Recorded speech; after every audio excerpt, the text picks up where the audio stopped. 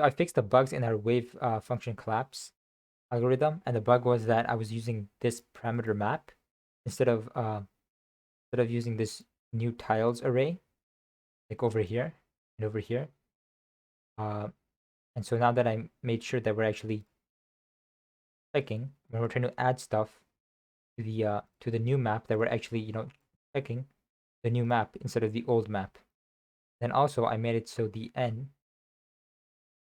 over here, the n value is basically how far away from a single tile do we want to um look for as if it's a pattern. So like if you have one tile and on the right side we have another tile that's of a different type, now it'll remember that that one tile 1 unit away is required to be on this side before you can place the tile. So if it tries to check if the tile isn't there, then it will not place that tile there. I need to articulate this way better. Let me open up Paint. If there's a tile here, we have N1. We're going to check these right here. Why? Because the circle is something like this. If it's N2,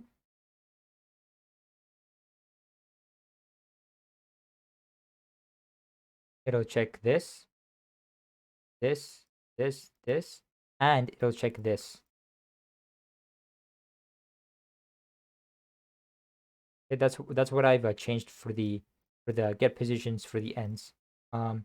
Because why? Because the circle is something like this. Oops. So it contains this tile, this tile, this tile, this tile, but it doesn't contain this tile over here or these tiles. So I changed this to work like that. That's why over here we're checking if we're within the distance of the radius. This is basically a radius. And then also over here, of course, I realized that this bug was that I was using the old map for the checks instead of the new array for the checks. So instead of having tiles over here and checking if it's between the new width and height, I was just checking if it's within this old map's bound. I was also passing in the old map here. So now I'm actually passing the correct parameters. We actually get something working now.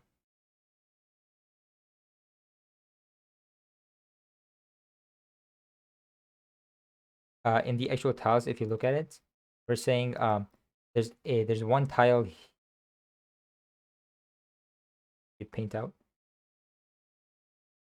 So this is like a bunch of tiles. There's one wall tile here, and there's another one here. So that means the wall tile can have on top it needs ground, but on the right it can have a wall, and also on the left it can have a wall, and on the right it can either have a ground or a wall. So that's why sometimes we have some alone on their own, but other times we have a pattern of two only. And this is also because where is the I think the n is equal to 2. That's why they're also so spaced out.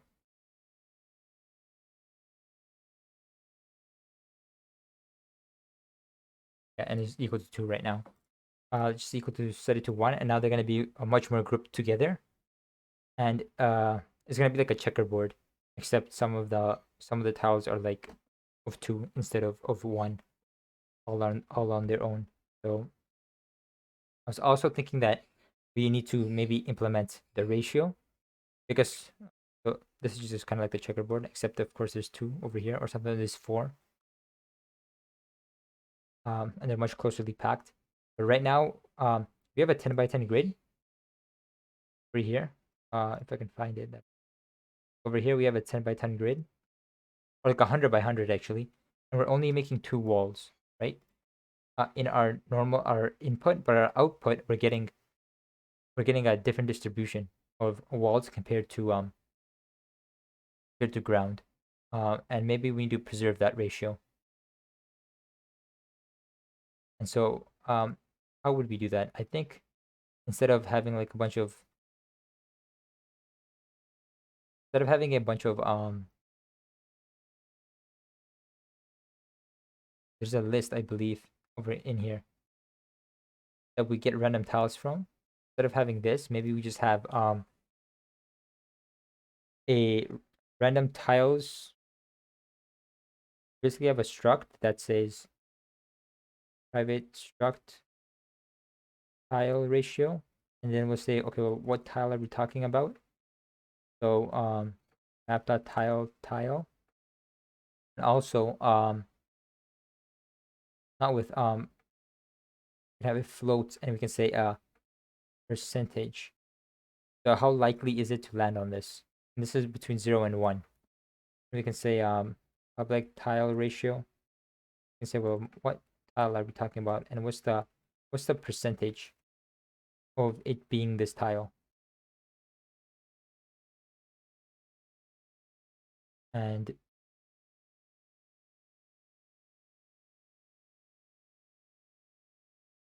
I believe over here we can have a tile ratio. And in fact, we don't even have to make this we can make this into an array. Tile ratio.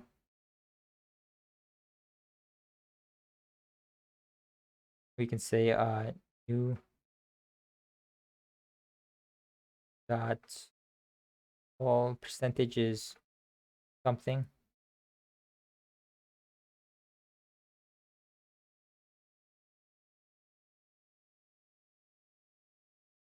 So we'll just do this for now. 0.1, 0.1. These should all add up to 1. So I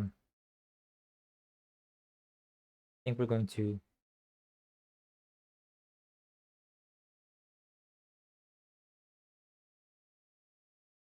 is this the best way? How can we represent it? So it'll look through all the I think actually we actually have to create these ratios before, like over here. Right, well, like when we're looking through this, we can say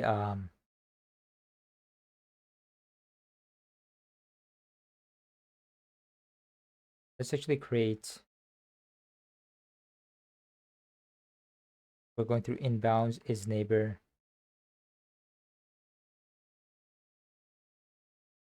We also have to do switch, I guess. Switch map x, y. If case is equal to ground. Otherwise, do this. So if it's equal to ground, we have to do tile ratio 0 or 1 is equal to dot percentage equal to something. But we have it set as read only right now. If we want to instantiate this at the very end,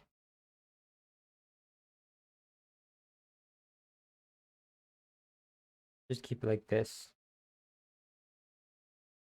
We say percentage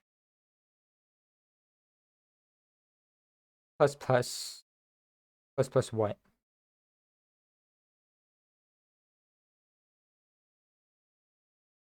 We can keep track of ints first and then convert it. Yeah, I think so. Yeah. I think we say int count. So we can say count plus plus. Right? Otherwise, tile ratio 0 dot count plus plus. Then get the percentage. We would simply do we actually want public read only capacity, I guess.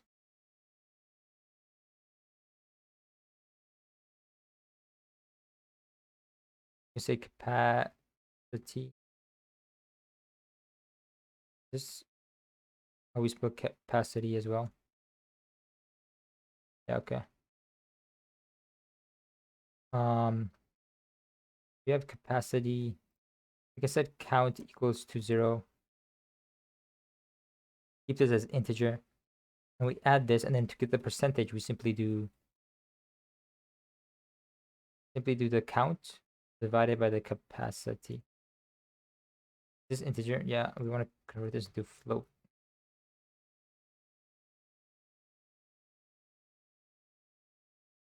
So over here, we can say capacity is equal to just map dot width times map dot height.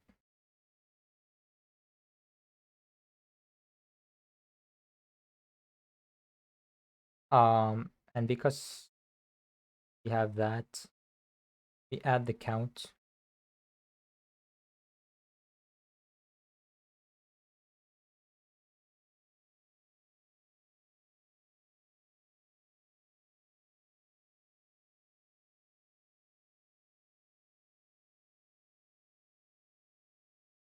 And then we want to get the percentages.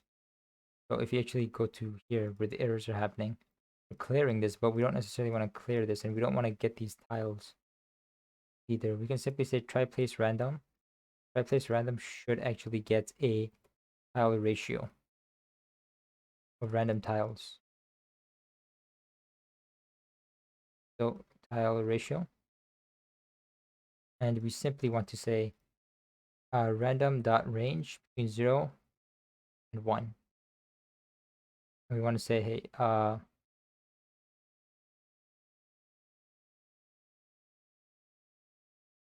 this is what our random number is between 0 and 1. I believe this is inclusive, right? Yeah. And now we can say, what's this? Anyway, if tile ratio I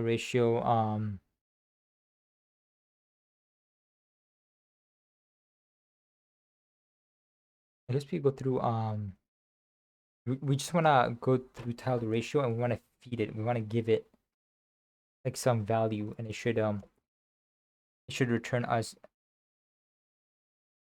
something for it. So get tile from ratio. So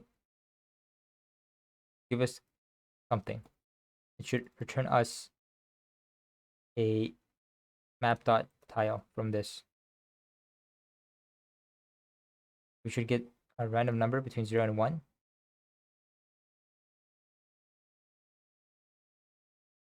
And you should try to place that.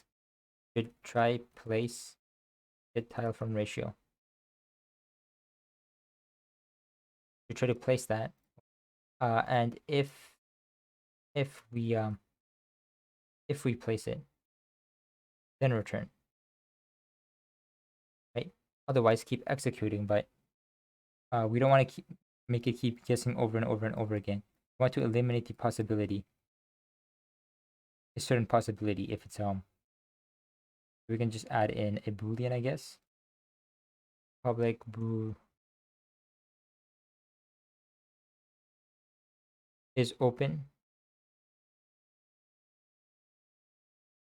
Say is open is equal to true. True if fail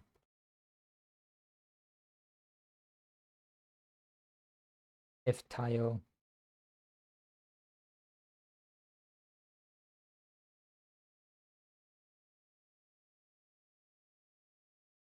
states. Basically we can say for each tile ratio and map tile ratio.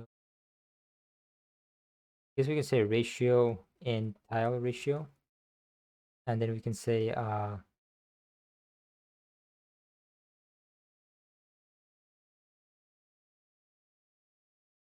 ratio plus plus or percent plus plus ratio dot percentage, and we can say if percentage is lower than b, return ratio dot tile, and we want to say, of course, if ratio dot is open.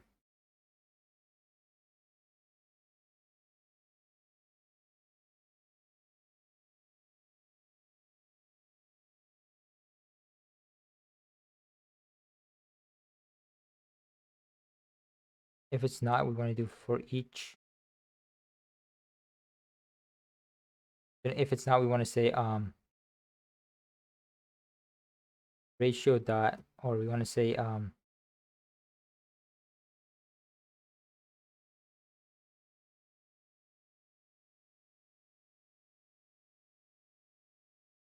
out int index.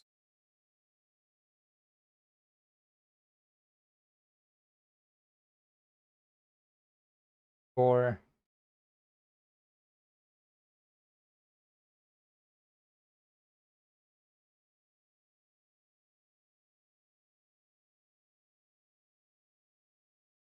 value ratios dot length.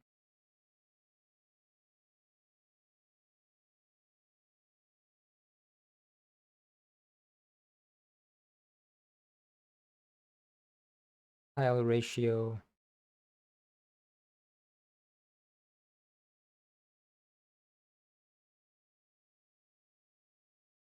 then we can say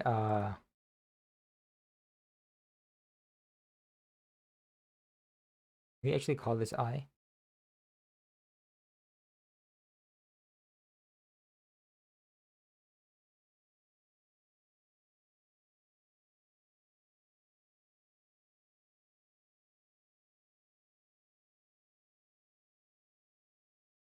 All quote as return a value. Otherwise return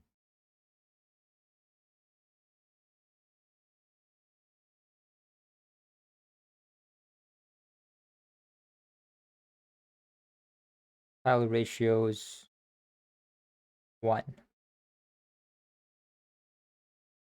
dot tile. I is equal to tile ratios dot and minus 1, yeah.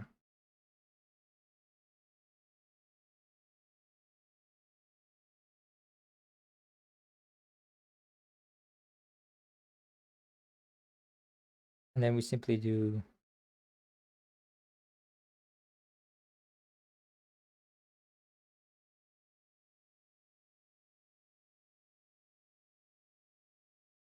index in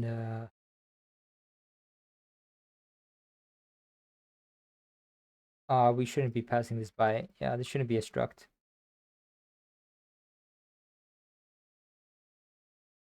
It's just complicating things.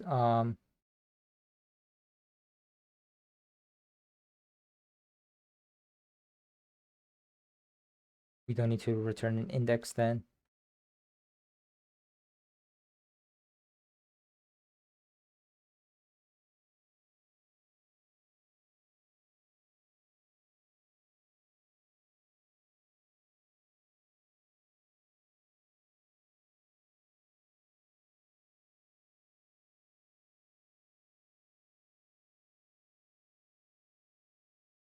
Tile ratios. This is however returning this. I actually wanted to return this. That way we can do tile ratio equals this. Give it this.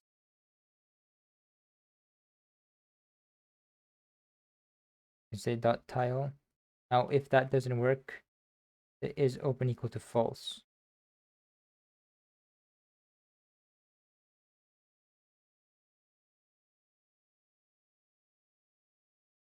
That we don't use this again. Now if it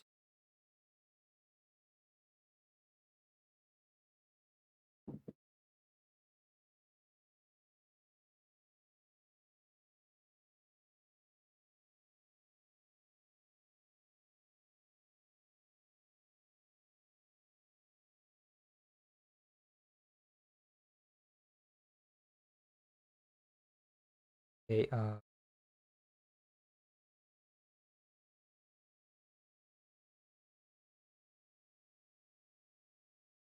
we can get rid of this, I guess.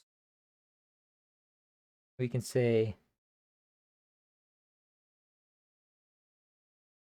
how many times do we want to? I guess we do an I plus plus. Or we can do K here. The reason we want to go 2 times is because, well, I guess we can do the length. We can say tile ratios dot length. And try placing them.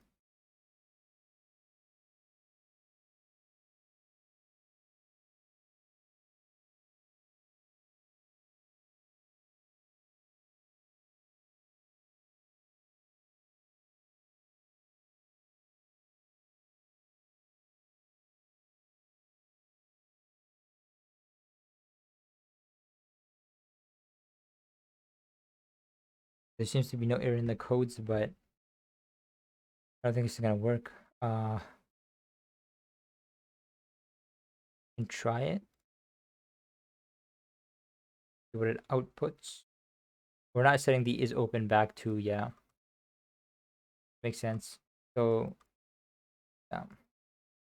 Seems to be an entire row of walls at the bottom. And then nowhere else. We're also not resetting the we have to actually place random tiles. Is open set to false. Yeah, we're not resetting it. After this, we want to say for each tile ratio in tile ratios, ratio that is open equals to true.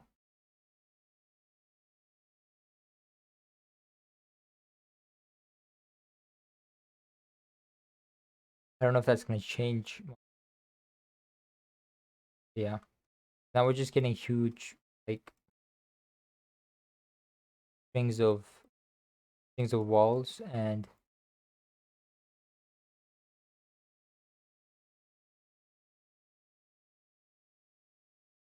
this random tile. Get tile from ratio. It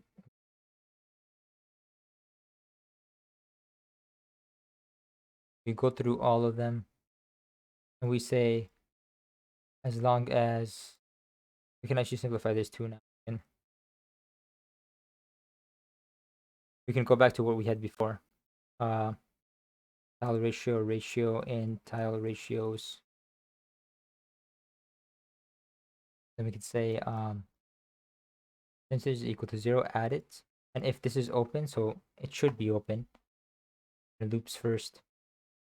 If the percentage is lower than or equal to the v value. So if it's 0.1 and the percentage is 0.2, it will be true.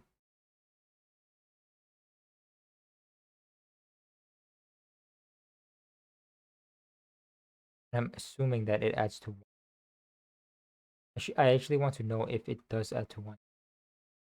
We can quickly check that for each. Tile ratio and tile ratios, yes.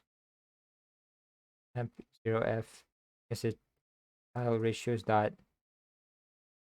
percentage? Temp the debug.log percentage temp.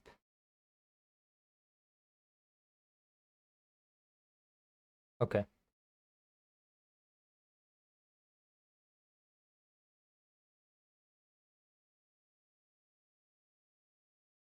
Now let's look for percent. Okay, percent 4. It's actually adding up to 4. Now why would that be?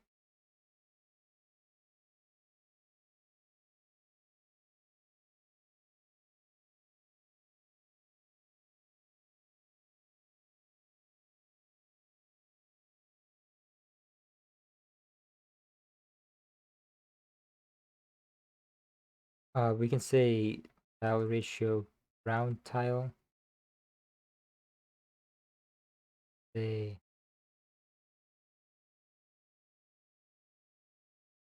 wall tile.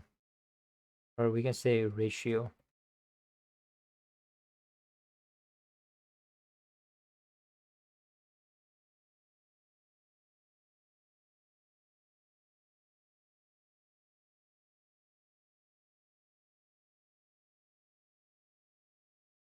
Round ratio, wall ratio.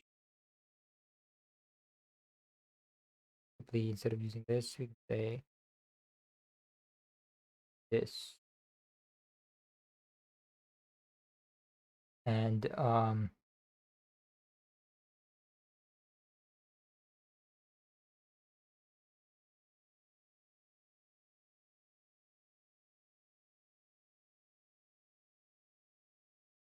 we're adding the count as depending on how many appear. Oh no, this is get n, that's why. Of course it's 4. When I do this after the for loop, now it should be 1. Because get n retrieves us the 4 neighbors. So of course it adds up to 4 because we're counting each tile 4 times. Now hopefully it should be 1. Now that we've moved it out of the for loop, yeah, it's equal to 1. Oh, and it seems to be working. So we have like 100 tiles, 100 by 100. And now I think the main one, I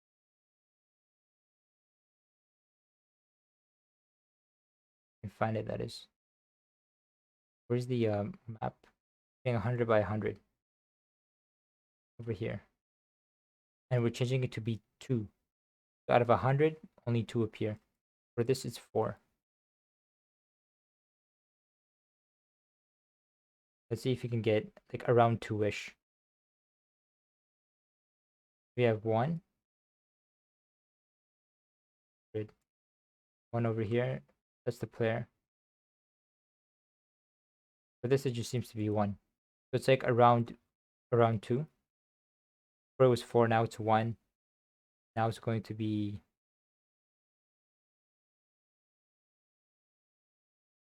1, 2, 3. Now it's like 3-ish. Yeah.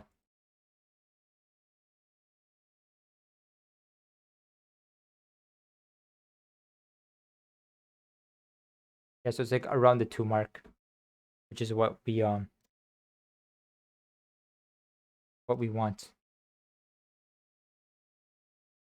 1, 2, and now there's 2. So now we have to think about how these constraints work because our pattern is actually 2 walls beside each other, but now they're being spawned separately. Separately. So should we make it so that it's required that on each side that 2 walls have to be conjoined and they can't be all on their own because that's how they appear. That's how they appear in over here, right? If you don't generate new values.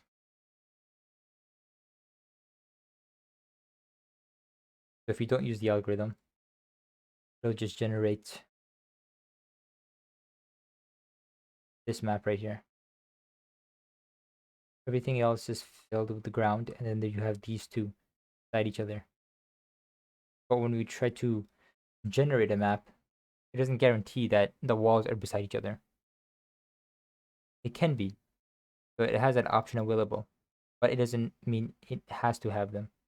So I'm wondering if we should make it so it does have to. That's a constraint that it'll abide by. Perhaps. Trying to I think we should actually I think last time I said we're going to work on the map editor. I think that's probably what we should try and do. Just so we can make the maps and then we can have different we can mess around with the map. And so let me just go to the grid. Let me how would we serialize the map? Will we serialize it in XML or something, or will we just serialize it in the way that Unity serializes it?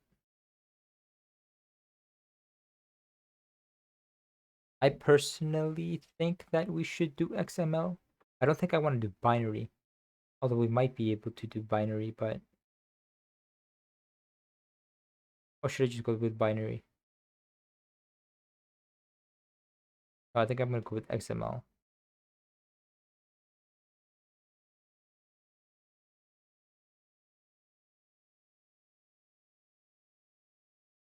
Maybe JSON? No, I think XML is fine. Yeah. Oh, but how are we gonna load that data?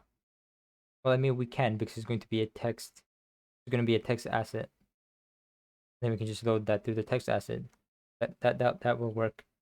Um, I think we already have map data somewhere here, right? Yeah, over here. It has the width and the height, and then of course the tiles that we're going to be placing. Then we can serialize the map. Here we're serializing it, but I think we're gonna create a helper function. Um, public void serialize.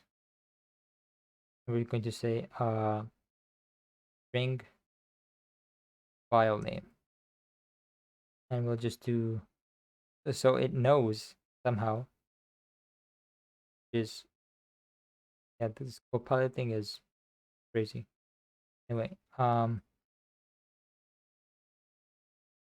gonna copy this here and say instead of test.xml, we're gonna do file name. Then we're just going to append .xml at the end. And if Unity editor, if we're in the Unity editor, we want to print out the persistent data path so we can see it. Oh, and maybe even to do a directory dot create directory application dot persistent. We're gonna do something like string directory path dot combine application dot persistent. We can say map, yes, with an S. Then we can make sure that this directory exists. And then we can take this directory and then append the file name to it.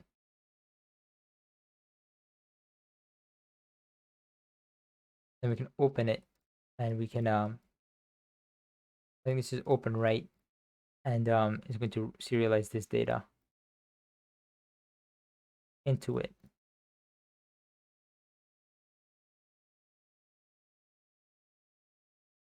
Cool. So I'm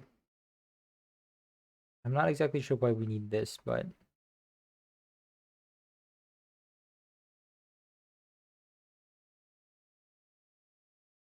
we need this for XML serialization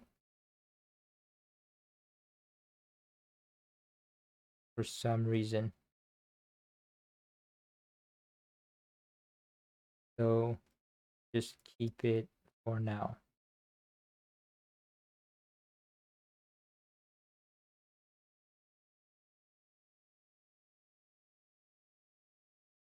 This function should not be running. If it does, I'll call this error right here. It shouldn't be running.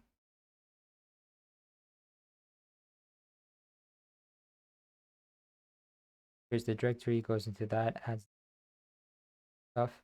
Anyway, so this creates the serializer. Cool. How are we going to create the maps? I'm assuming, should we create one like inside of the scene, or should we use Unity editors? And I'm honestly thinking we should probably just create it inside of here. So let's do a new scene. Let's say, yeah, we can delete the global light, save scenes, and we can say map editor. And we can now say we're only gonna have two different types of tiles right now. So we can say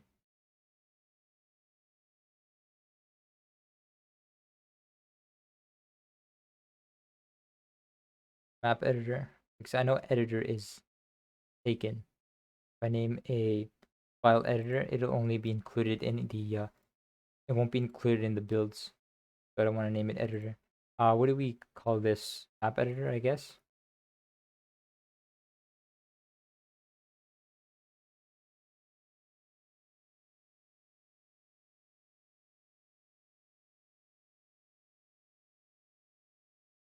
Okay.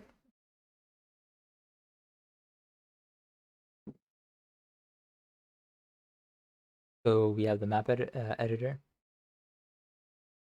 and like, what do we need for this? So obviously we need the map. I think it even hinted us that a map, and then because for the map we can call serialize, but selected. I'm gonna do public void save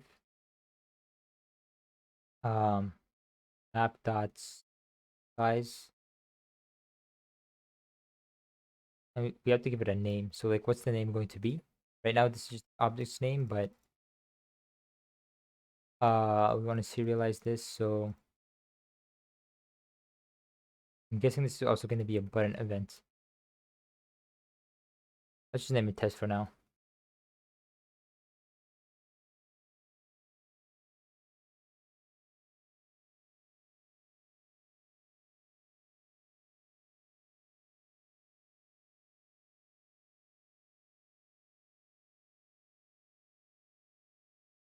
Map editor, we have a map, and then we can put a UI button. So this is actually, we can maybe we have a button prefab.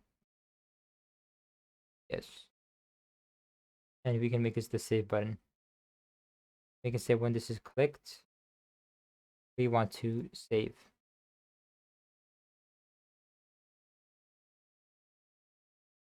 Place this. Scale with screen size 1.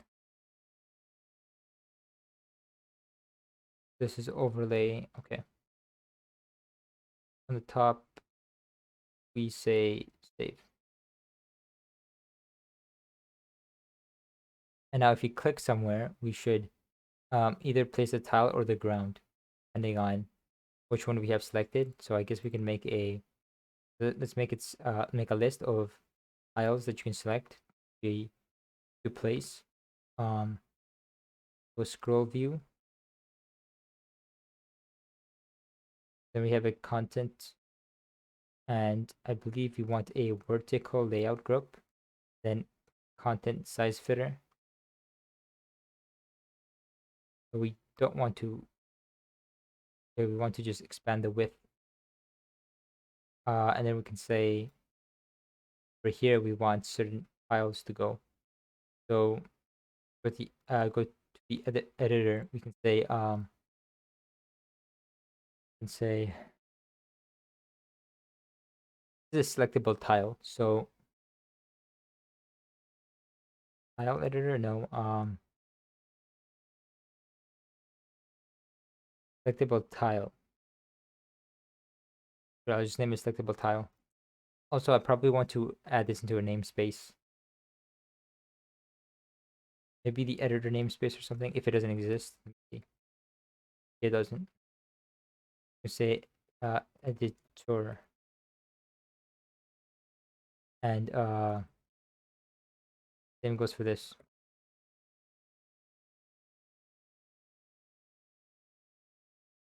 Save this, and then actually might need those. This is going to be, I believe this is going to be an image. So we want event system. Then you can say I pointer click. On clicking, we want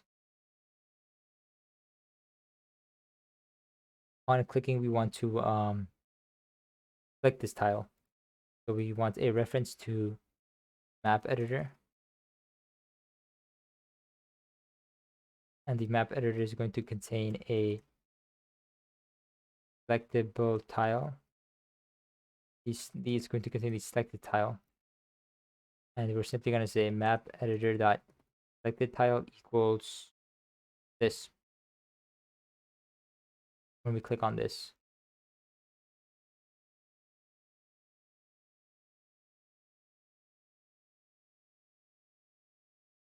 Cool.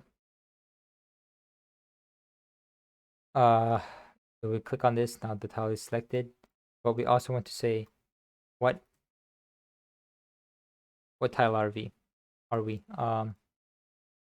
Over here when we Like when we click on the map somewhere, we want to place the tile. But also, where do we click? We also want to be able to move the camera. So let's just do this. Um, map editor camera.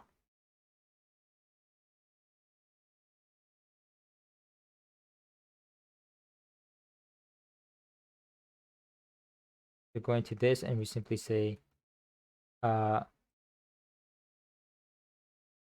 us our transform, and we go late update. We want to say, how do we want to move around on the map? I'm assuming we just like click and drag, or we can have it in like in MOBAs where you put your mouse near the edge of the screen, then you move like that.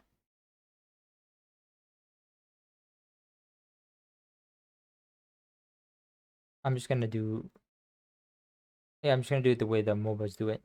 So you can say if, how do we even get the pointer? Oh, this is going to require input. So player input. Uh,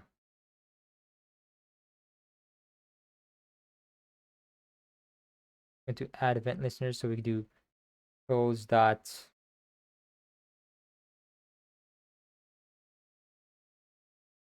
Well, let's try to look at the controls. Right now, we are not actually using our mouse.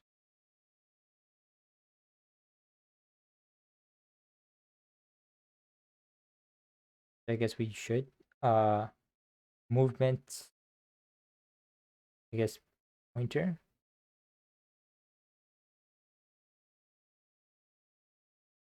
You can say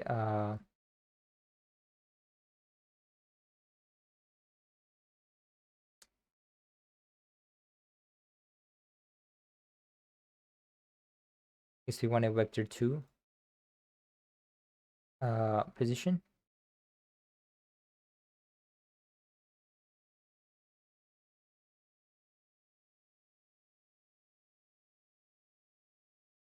Here's position. And now we can say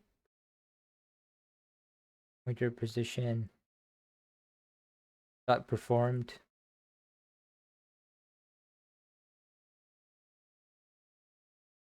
We can simply say position equals object read value vector 2.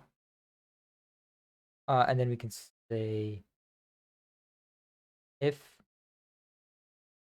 position.x is lower than, let's give it const. So const float is lower than this. We want to go to the left, move left. Else if position.x is greater than, I think screen.width. Yes, how does it know? I'm guessing somebody else has written this code. Or move right. If position.y is less than r, we want to go down. Move down. Else if, and did at me, come on. Yes. Nice. Move up. And so simply we want to say transform the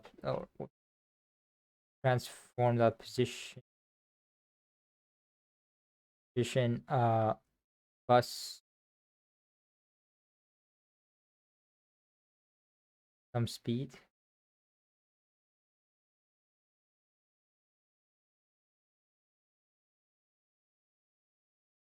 Or some, but this is minus because we're going to the left. And then over here we're going down, so this is also minus. And then this is fine. Change this. Now the movement for this might be extremely slow, so we want to say public float speed, which is defaulted to Up to 1, sure. We'll do speed times.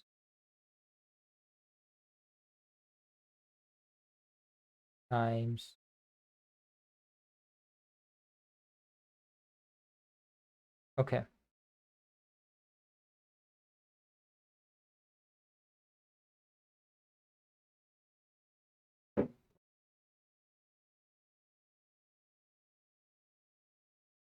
Let's attach this script to the main camera and actually see if it works properly. Um, so map editor camera. I actually wonder if this is the exact same script that we want for our actual game. Well, actually, maybe we can we'll just have it follow the player, the actual game.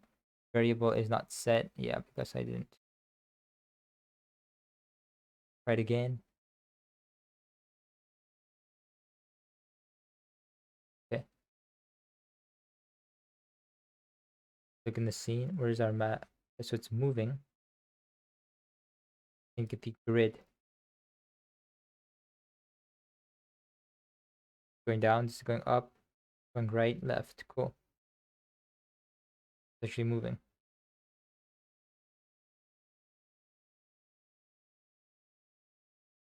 It works. Cool. Um. So now that that works, where can we actually place? Let me make this on the website, I guess. Stretch it.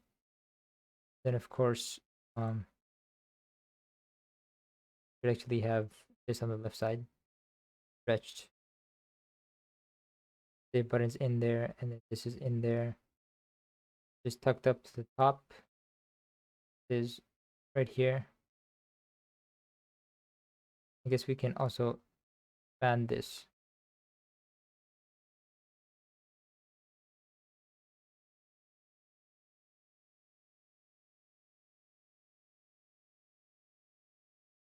Okay.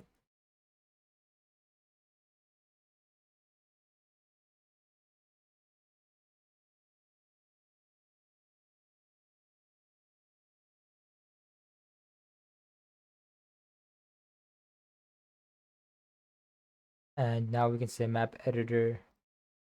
We actually want to,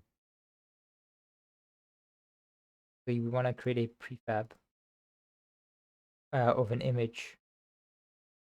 If we can create an image prefab, we want this to be not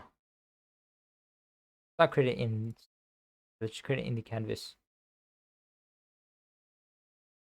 Create a selectable tile. This is a selectable tile.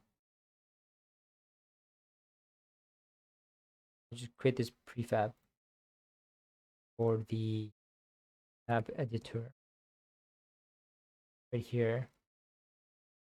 And then we can go to the viewport as well. Off. And then we can guess, yeah, just keep it here. And disable this. Now actually put this here. Now you want to center this. So middle center. And then we want to say vertical fit min size.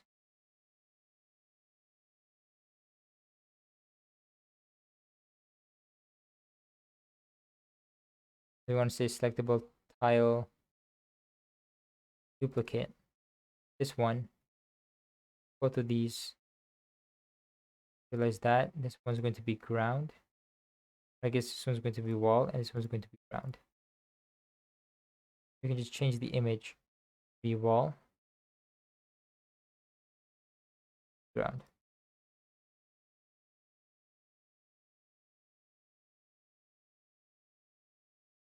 And now if you go over here, this, let's just default this to be ground, but it should change. Can you even see that it's changing? I'm not even sure if you can. As it tells me the oh yeah, it does. Okay, cool.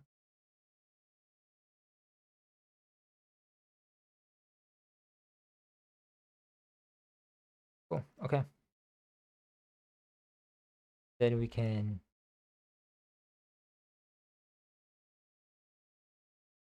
select the tile changes.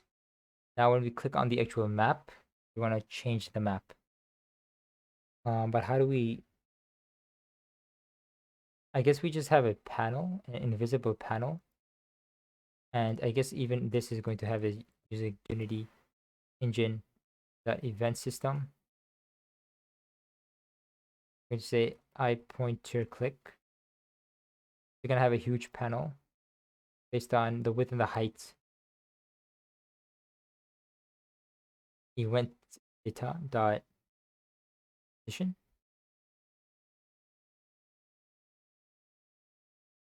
So this is the position, world position, I guess we should say. Oh, it's deprecated. Let's log this position because we want to see what kind of position this is. Is this the screen position or is this the world position? And since it's going to be on this, I'm gonna copy this component, create an image,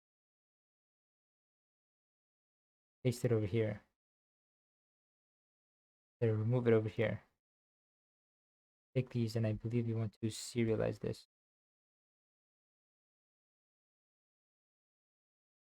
And this is the map. Map.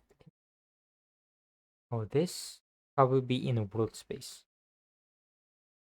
Yes, this should be in a world space. This should be a different canvas. So UI dot canvas, and then we can say world canvas. And instead of having it be overlay, we have a world space with this camera as event listener, and then we say map image is into, what's changing this size? Keep this as 111. World canvas.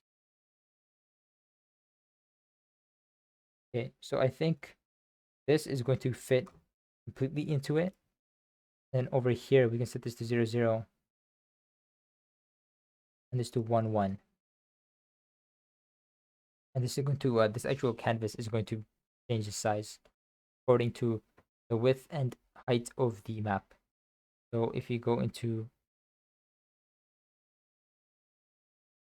map editor and click edit script, we can say public void set dimensions vector to size. Then we can say our rect transform position is actually equal to size divided by 2. And then we can say rect transform dot size. I think delta size is equal to just size.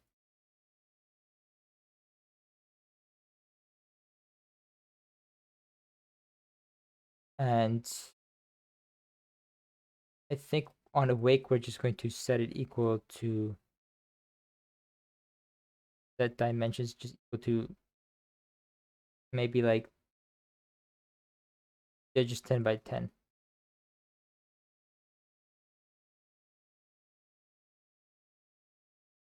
There should be an integer.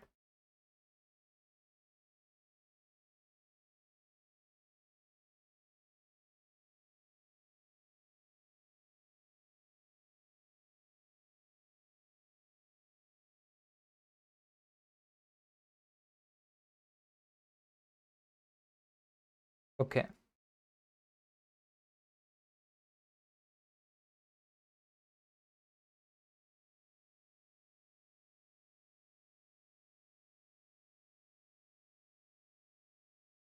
So let's go into this and try to see. Oh, I think we didn't serialize it. We actually want this to be entire canvas.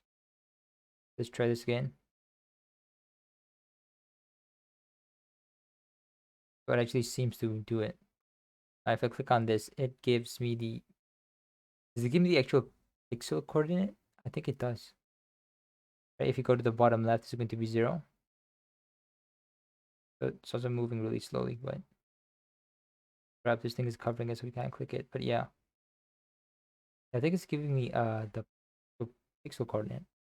So how do we guess we need the camera now, right? So we can convert the position. So we can say camera dot green to world point event data dot position. And I guess just debug log this.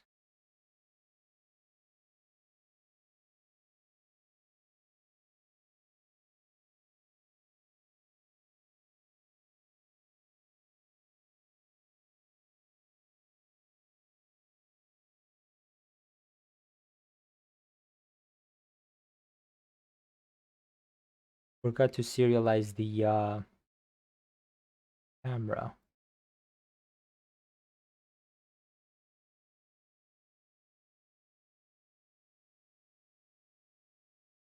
Yeah, so it's -10 for the last because that's where the camera is.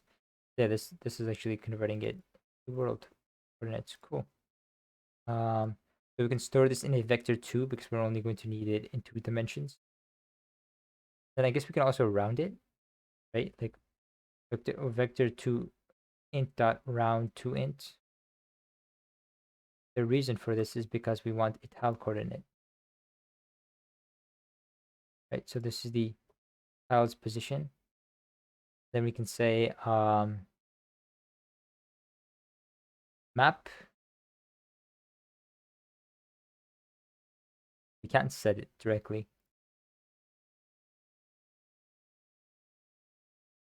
Go to definition. We can say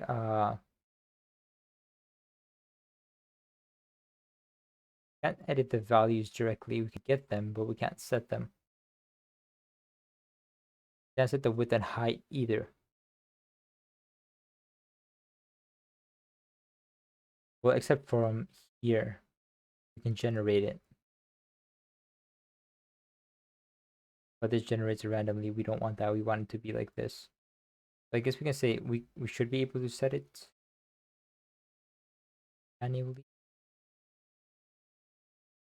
So public void set size width height values equals new width height width equals width height equals height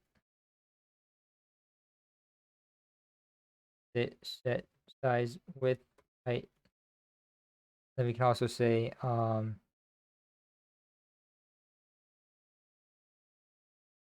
we can I guess add a setter here to get say set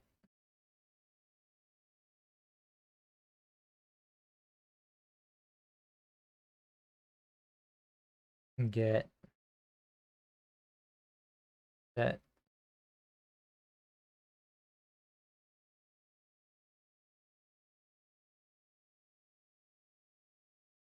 Go back, we can say set dimensions map dot set size size dot x size dot y.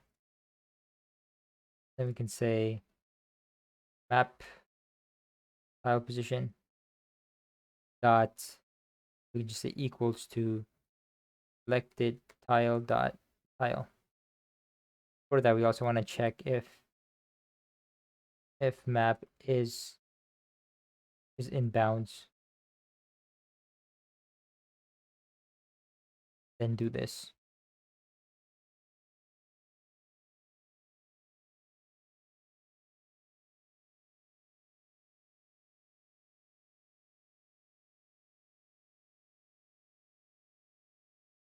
Okay. I'm assuming it's adding this, but it's just not to hit save. It's not putting it into the console either. But imagine when we're serializing it to do this, but it's not.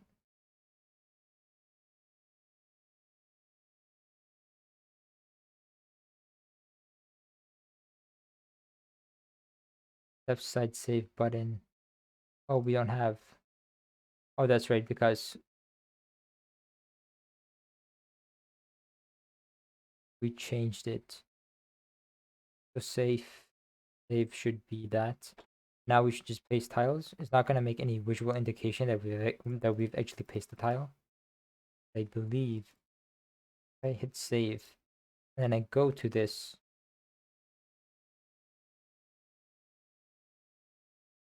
go here, we can go to maps and then we can open this up. Oh crap! Opening up Visual Studio 20. I don't want that. Open with that. So yeah, there are some ground tiles. The others are none. So we didn't place anything there. But there are ground tiles.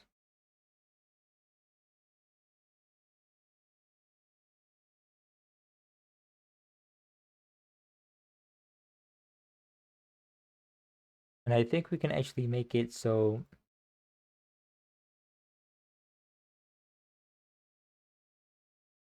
the none tiles should be filled with walls. When we hit save,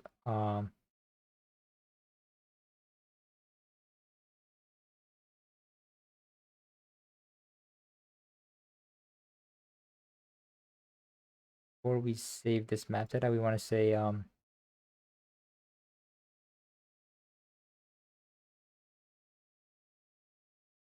we can go in here and look through here and add it, and we can say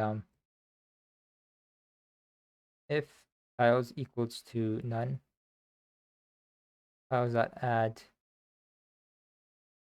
wall, else do your normal thing. This way, if we let it recompile, instead of it being filled with a bunch of none tiles, it's going to be a bunch of wall tiles.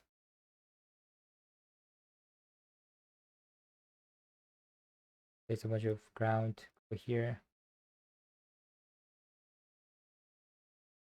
Crap. It's a defaulting to. I don't want to open this.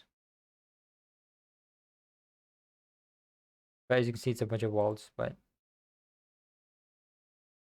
mark this as default.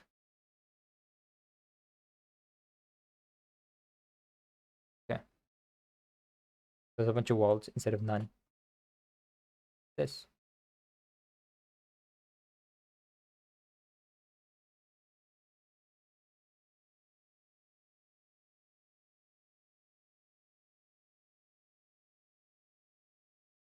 Also increase the speed because it's extremely slow.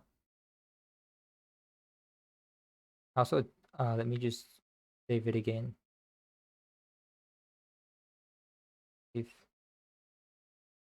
let's open this up. Yeah, why is the ending messed up like this?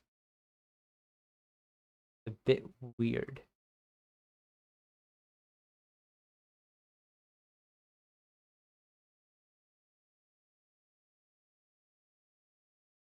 Hmm.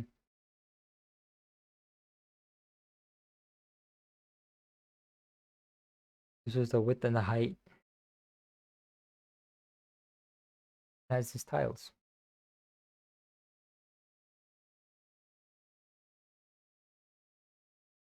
How do we deserialize it though? So we have this. You look at the references.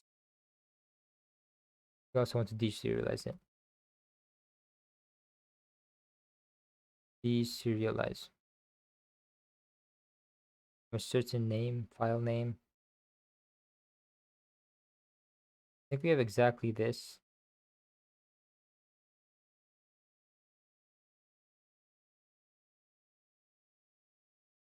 Uh, but instead of this, they open read. And we say deserialize. Then what are the parameters? XML reader. Oh, XML reader.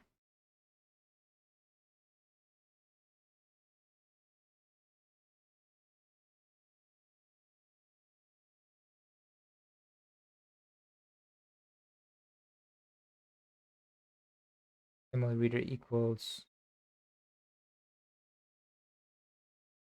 XML reader create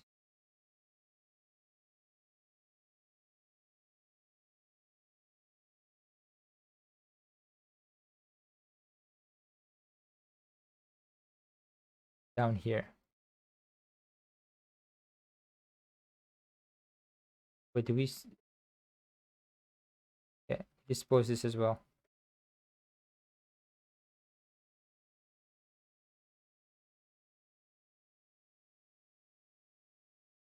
Reader dot read.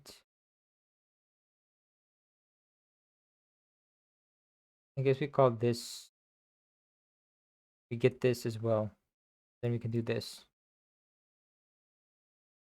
Then we deserialize it, and it deserializes into an object. But I believe we can. Well, let's look at the overload functions. I believe we can cast this into what we want to. This is going to be map data.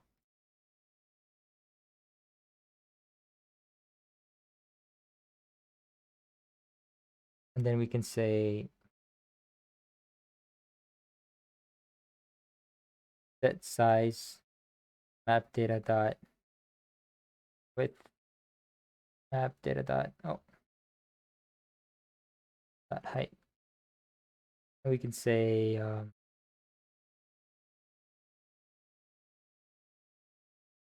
for int y equal to 0, y is less than map data dot height y plus plus. For int x equals to 0, x is less than map data dot with x plus plus. And then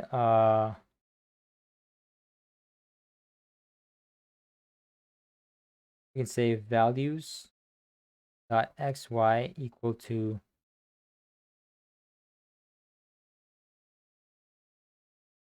map data dot I. And I is simply going to be this. To increment by 1.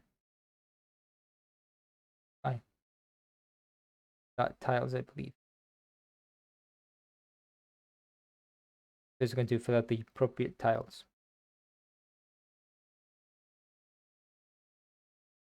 Okay.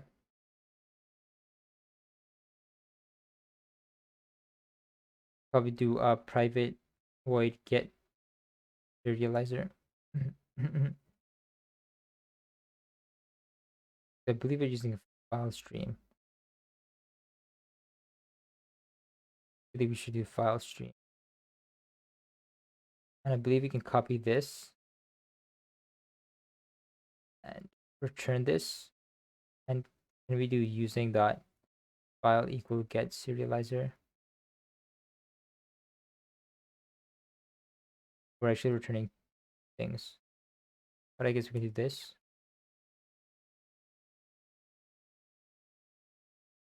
This is file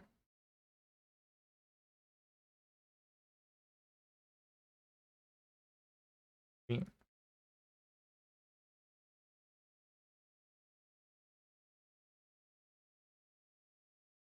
And this is open, right? Can we just do open? And then we can say file mode, yeah. File mode, file mode. File mode. Get serializer file mode dot write. Open or create.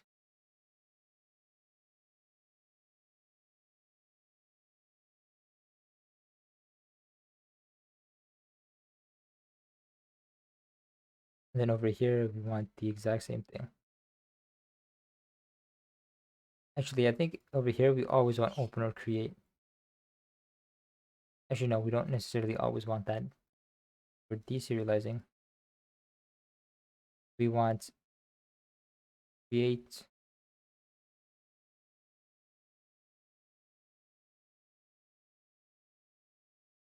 We want something like using file equal to get serializer file name file mode dot open. No create. Guess we can get rid of this.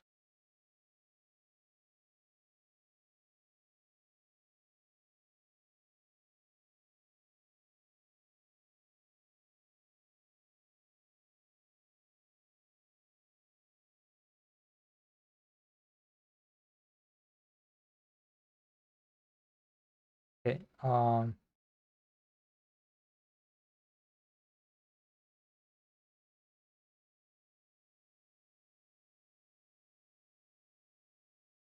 So next we have to when you actually place tiles, we want to see visual, like a visual indication of you actually placing the tiles.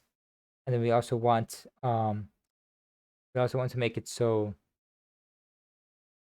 we can save this, but then also deserialize this, and it automatically populates the entire map and actually instantiate the uh the, the tiles, tile prefabs.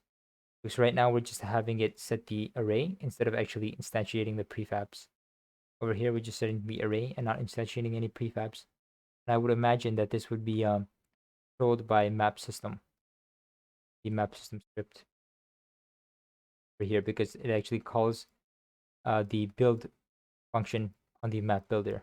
So now we actually want to create the UI, be able to uh place the um place the tiles on the map and see them actually appear on the screen.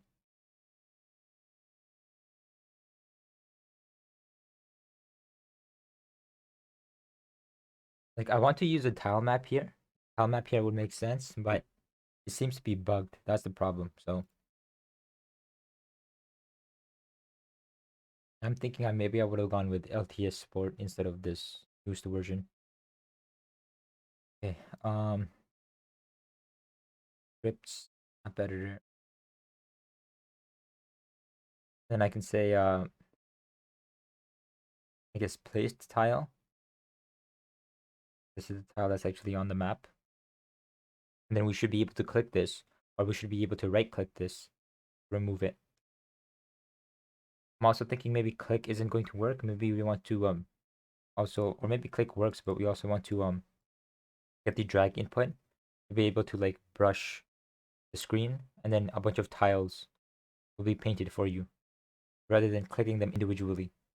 So we'll implement the place tile for now. This in the namespace map editor. Oops, no, it's called editor, right? Yeah.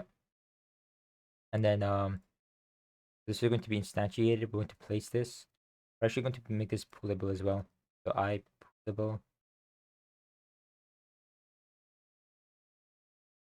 object pullable place tile.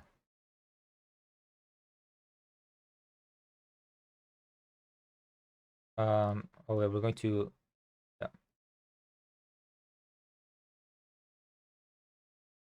or this is just well, I think we're already leave this empty. We're already adding it to the pooler in this base class. Okay, then we can do paste tile. If you right click on you now, we should be able to delete you. So Unity engine.event system, say not I event system, which would say I pointer click. Actually,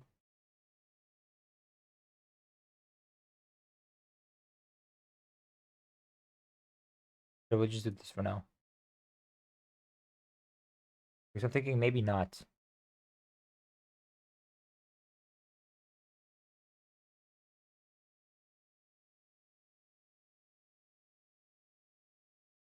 Okay, for now we'll do it. And also added to pool should be actually remove this.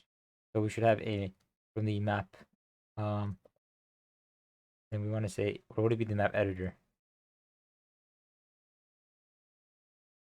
Because how do we know which tiles are placed on the how do we know which tiles are placed on the map and which aren't? Over here we're setting the size, over here we're setting the dimension. Okay, so it's in the actual map.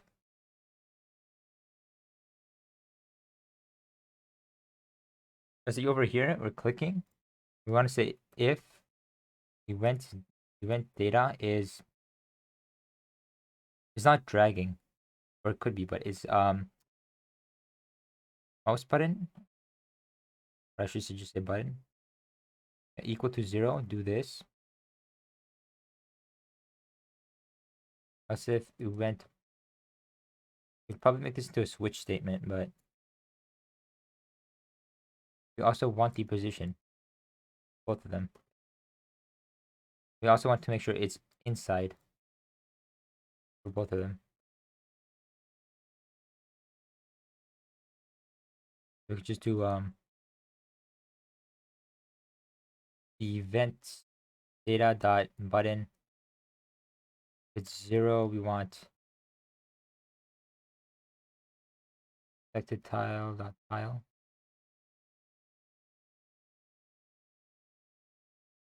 And then break. Otherwise, if it's a 1, I guess. I'm guessing 2 would be the middle button. If it's a 1, we want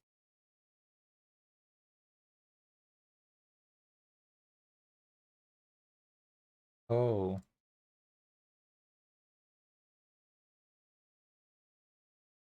Cool, okay. Input button, it was 2. It's yes, we want tile position equals selected tile, or we should say equals none. Then we also want to take this position and remove the tile we just spawned. So there should be a public placed tile pooler.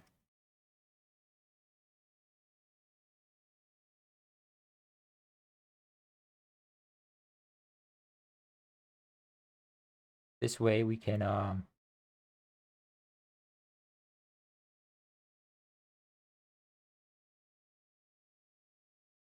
then we can add a script, say place tile pooler. And if you can open the script, we can say this is an object pooler of placed tiles.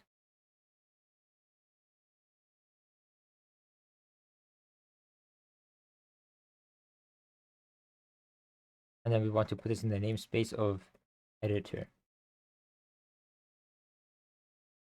And that's it. Now we can go back here and say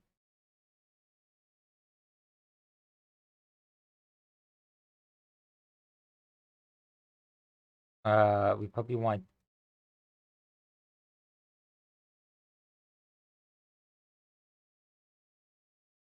placed tile dot or pooler dot max is equal to size x times size y.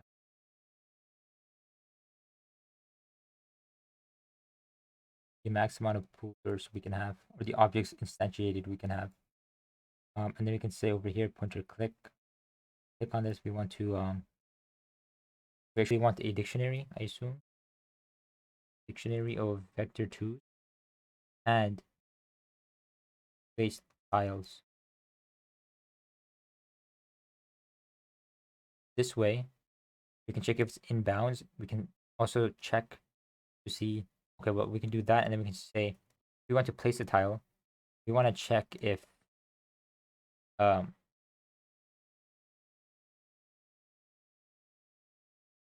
guess we can say contains key. Yeah, contains key, do this.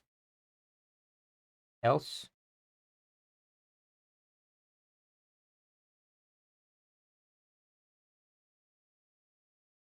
contains the key, do this.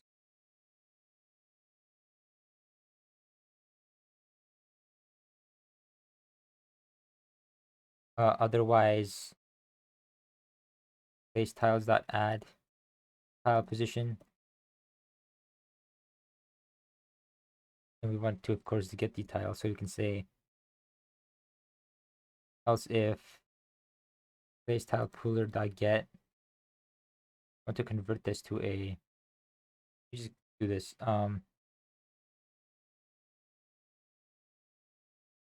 Get place tile prefab.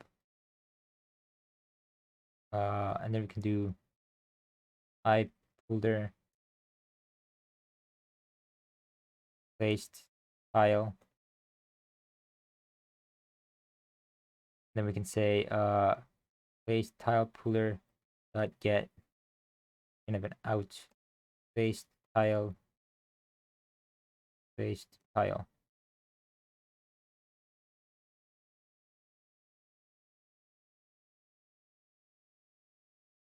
Now this should make sense. It gives a boolean and then out.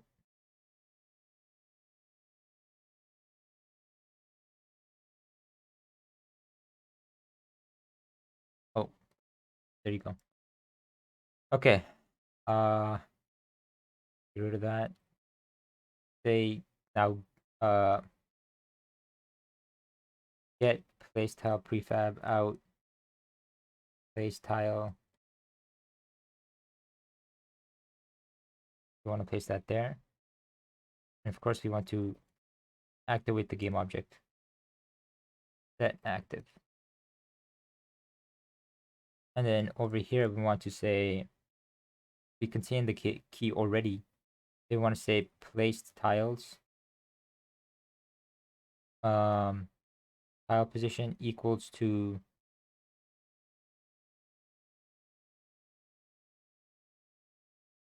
placed. Well, I guess it equals the same thing, except we want to actually change. Change its right. So we can say set a pointer on click. We don't need this anymore. We can say something like public void set. Then we can say map.tile. Okay, well, what tile do we want to set it to? And then in the map editor, whoops.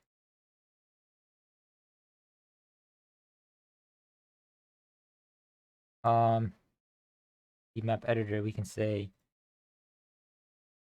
tile place tiles set.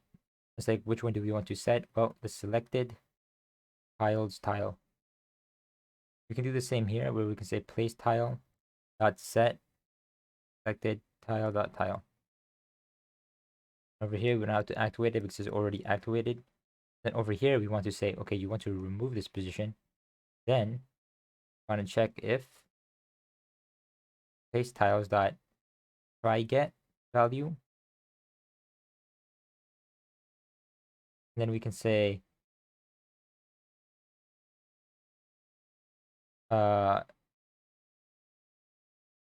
if we get this value, we actually want to remove it. So we can say place. Well, I guess we can just remove it automatically, right? Place tiles that remove tile position. But I guess how do we?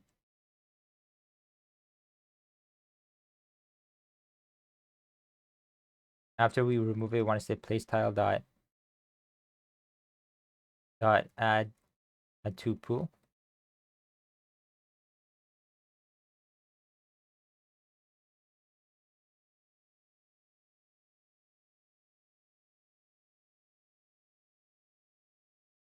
Okay.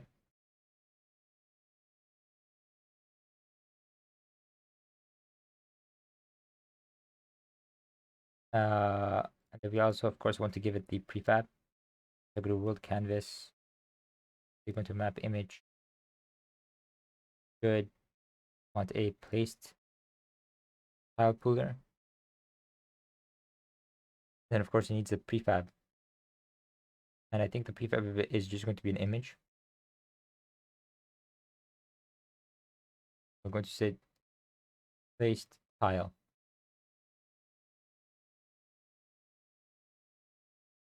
Then we're going to say placed tile. Map editor is this.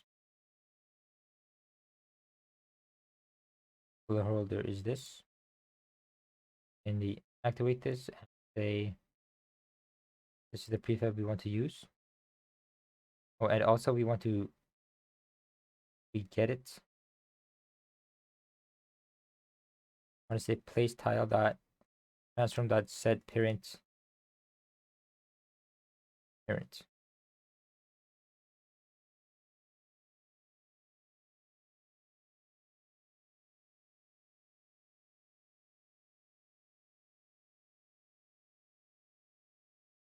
Okay. So if we place it, so it does place the tile, but it's huge. We want it to be 1 by 1. We also want it, yeah. And I'm pretty sure we're not actually setting the position. It's being just set at 0, 0. Yeah, they're all just being set at 0, 0. So I think over here when we set this tile, I also want place tiles, that tile position.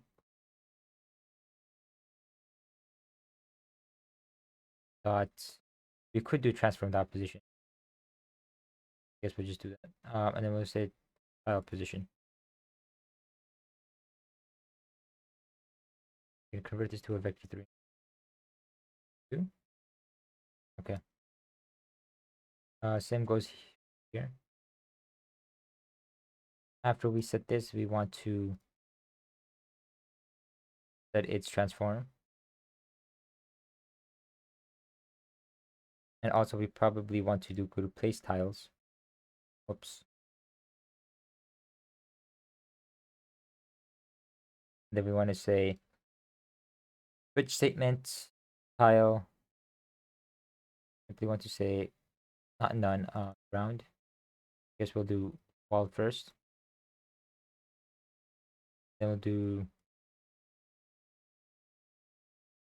round. And then we can say public sprite, wall sprite. Actually, can't we get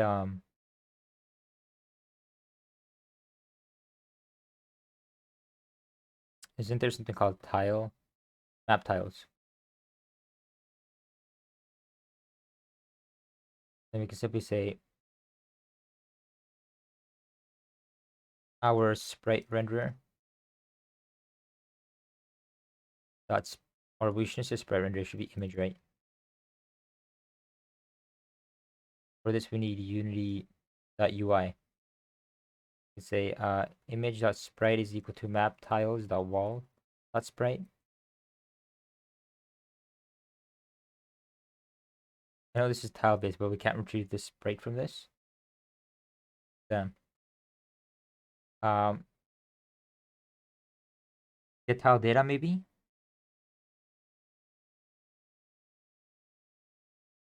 No.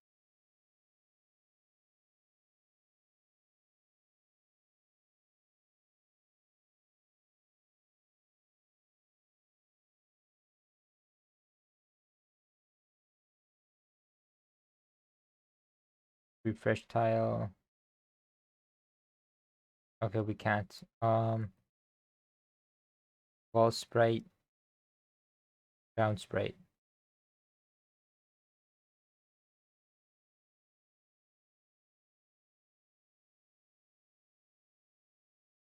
Okay.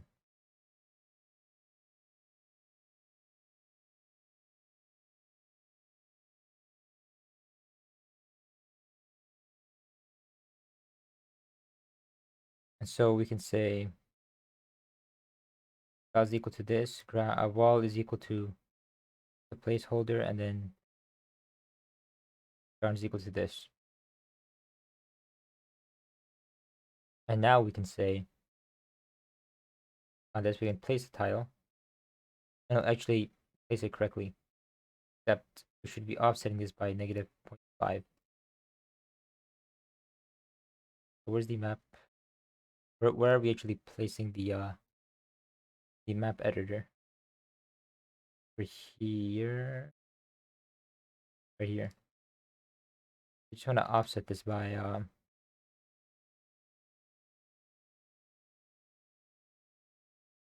0.5 in each direction.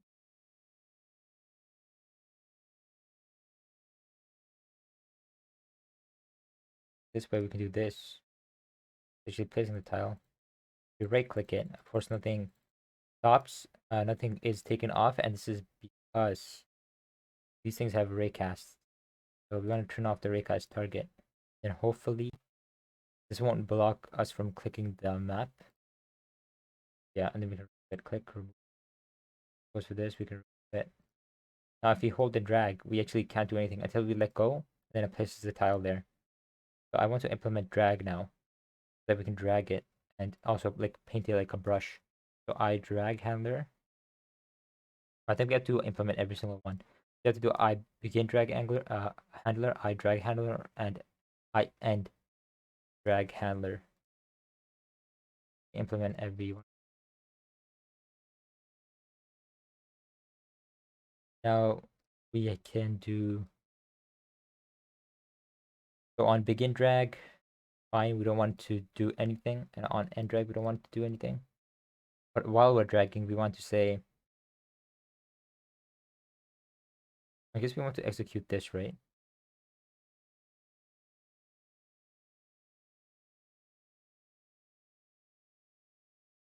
I on pointer click. Let's just execute the function and see.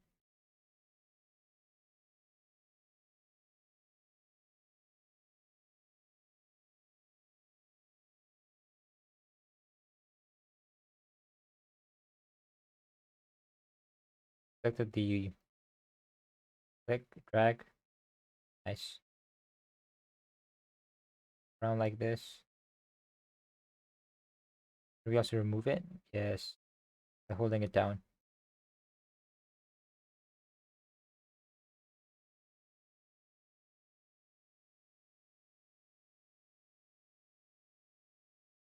Cool. And then we should actually be able to save this and see the changes. Oh, we also want a clear button because we want to like get rid of everything to start over instead of stopping the entire scene. And I'm also thinking this doesn't look good. Maybe we should be calling the on pointer click. We should be moving this into different functions. Say place tile. And then we can give it the event data position. And this is simply going to place the tile, I believe.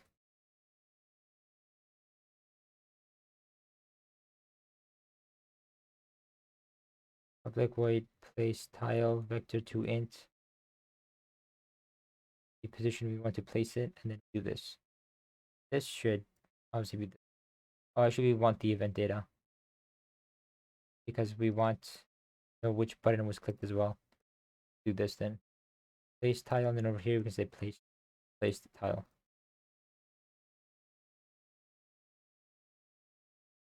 Or not place tile, place tile. And we can mark this as private.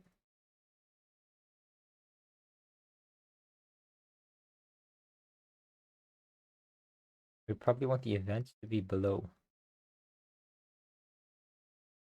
Over here.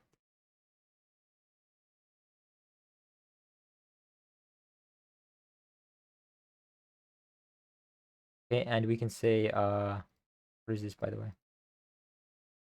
Selected. Okay, and we want to also make sure we have a clear button. So right now we have save right here. We can say public void clear. It should go through every single placed tile in this. It should say tile dot add to pool. Then we should choose place dot clear. Cool. When we click the clear button,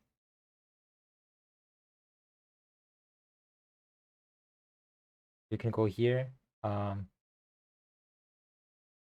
We can go over here, go to its left side and say you want to add a button over here. It's still the top left, except it's -30. It should have it stretch up.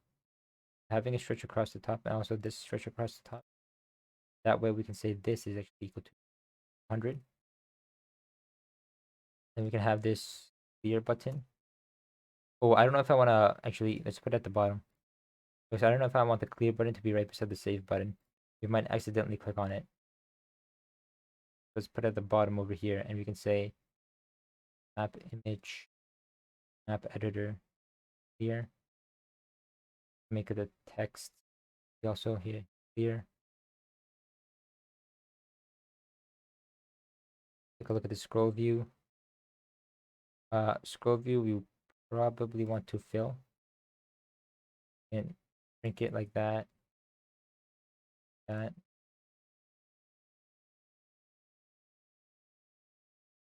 We also make this content in the very center. Because right now it's like hovering top. Fill centers over here. Or maybe we can change this.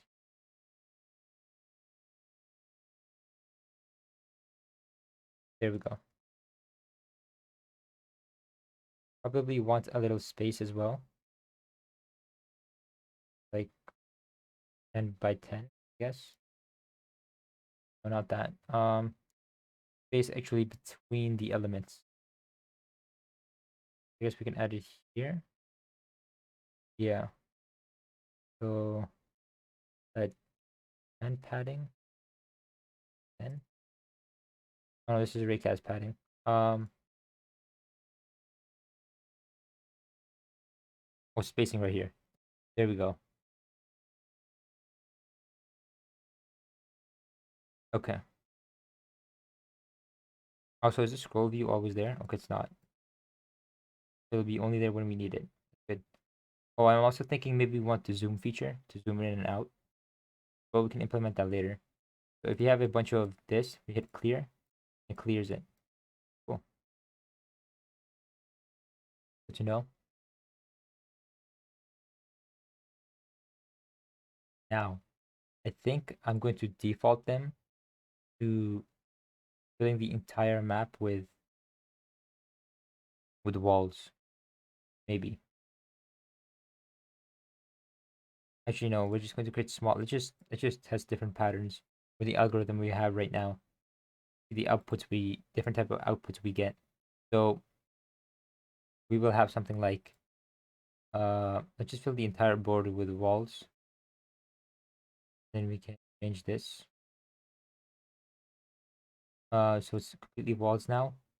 We want like certain 3x3 rooms that are connected to like other 3x3 rooms.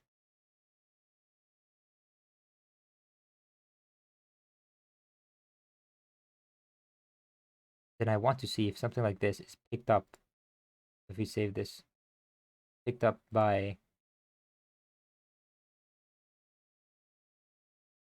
actual algorithm when we feed it in. So we have test right here. If we do map, and over here we want to say, instead of doing all of this, we want to say deserialize this file name as a test. And what this is, just deserialize it and add everything in. I think it will. We'll just deserialize it over here. I guess we can get rid of this. Let's just keep this for now. Who cares? And then we can say map. And so over here we can hit play. And hopefully it should load it. So it does, and it does it by 10 by 10, I believe. For the grid. So it doesn't find the constraint that these should be rooms by 3 by 3. Like it doesn't find that, oh, these things are grouped 3 by 3 and that there can't be a wall all on its own. Right? So there seems to be some other patterns that we have to look for. And also, what's the end value? Oh, the end value is right now 1. Or maybe that's why. Right? Maybe if the end value is equal to 1, then of course, like, not going to get any pattern matching. Maybe if it's equal to 2, we might get different ones.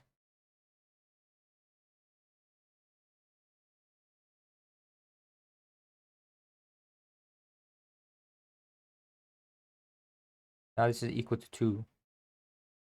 We're getting this.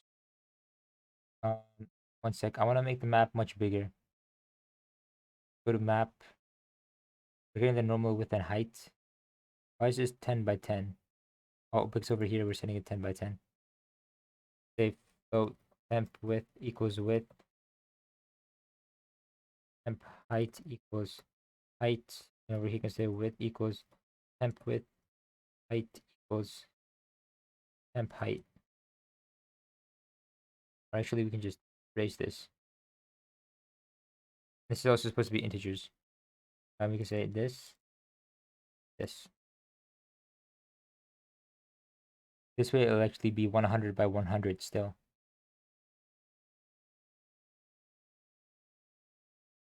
Let's see the new pattern generated.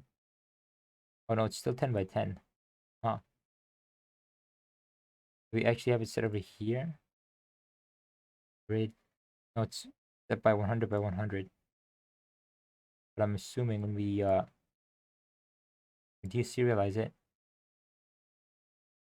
it's 10 by 10, but the new width and height should be 100 by 100, no? That should be.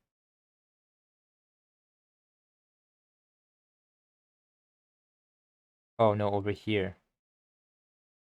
Wait, no. What are we calling generate? We're calling it from somewhere. Yeah, the width and height, which we actually changed to 100 by 100.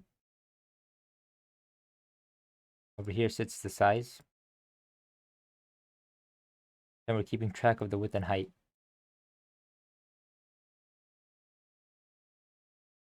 Guess we don't even need temp. We can just use these parameters. I believe they should be 100 by 100 right here. So we can say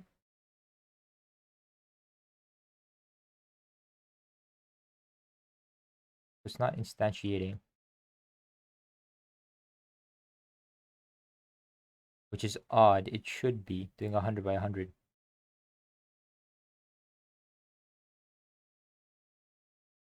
Huh.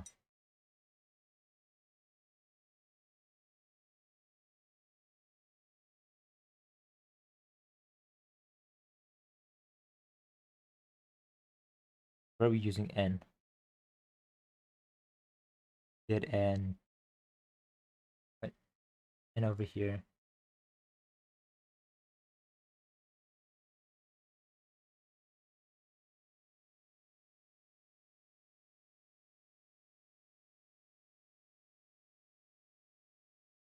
That way we don't need a default value over here, but we do want over here. This shouldn't change anything, but so what's happening with it only being 10 by 10? I believe the width and height is, these are the dimensions.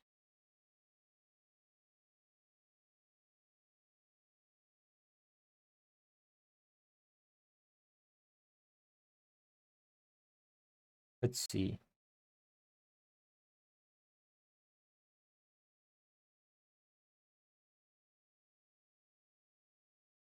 Um, the dimensions, it's 100 by 100, but for some reason it doesn't make that. But we know it's 100 by 100.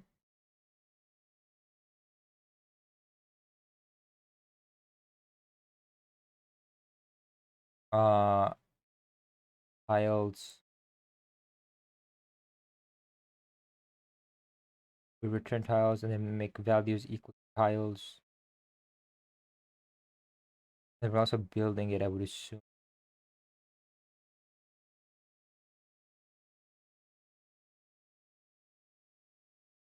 Yeah, we call this function before we call the build.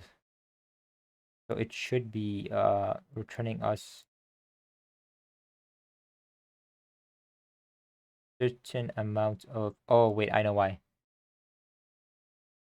Because the new value should equal to the new width and the new height. Right? Because it's what we're setting the new map to. So if you actually, we don't want to call this because this will override our previous override our previous stuff.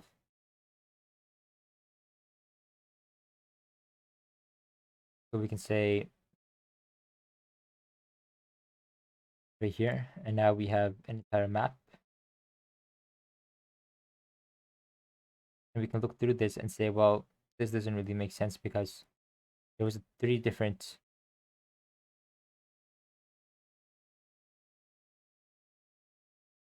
It was supposed to be different walls. I guess we can say width, height. Then we can say, I guess, int n. Pass n into here. That's going to throw us an error because it needs an n value. Give it an n value. Say public int pattern radius. We could just default to 1. We'll increase it to 3 and test it out. So 3, test it.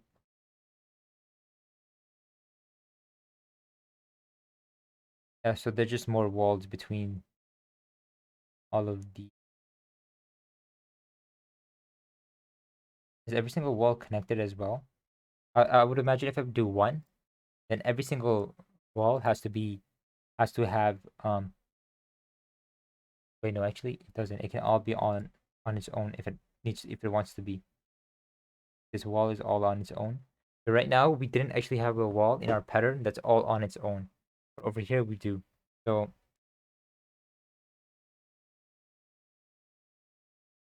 how can we change our algorithm so that it abides by that rule that there is no there shouldn't be any. I can actually find it. There shouldn't be any tile all on its own because in the input there isn't. Right now we're just saying required tiles. And right now I'm guessing it's checking that at least one tile has another tile around it. As in it has another tile, it can have any other tile around it. Except we're not doing the check that from all the tiles that are around this tile, this this tile always appears. X tile always appears at a certain position. So in the radius it contains it. We can do something like public read only. Wait, why is this public? Oh yeah, just so we can print the results. So we can say public read only dictionary, or we can say private read only list. Yeah, we can do this. Do these are the required neighbors, or we should say possible? Just say possible neighbors. And over here we'll say required neighbors. Like we need these. We 100% need these to be within our bounds. Then we can say is neighbor, and then we can say okay. So uh obviously at a certain position.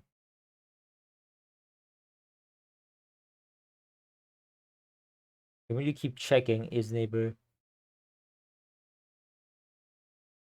So this uh by default this is always a required neighbor. So we just add it until it turns out that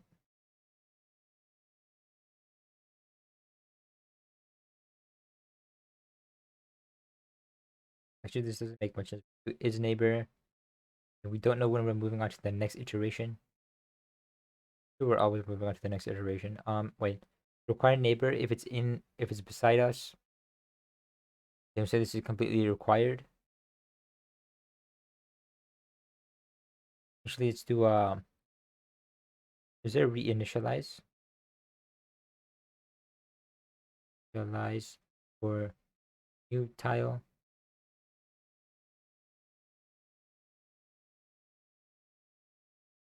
And over here we can say this is required unless if one around us. Okay, so by default it's required if it's around us. We add it. Um, or we can say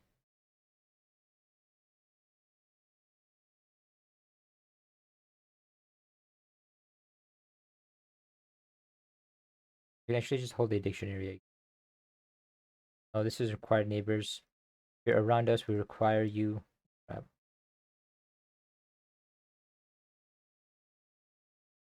Yeah, you know what? We have to hold the dictionary. A dictionary of tiles with a boolean.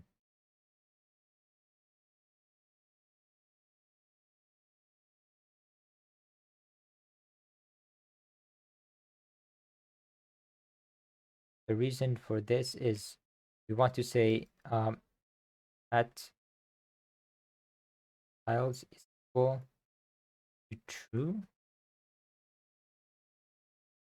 if you're around us at all. Then we want to make sure that in the new pattern, a similar tile is also within our neighbors. However, if you move on to a different tile, that tile doesn't appear. Then we want to set this to false.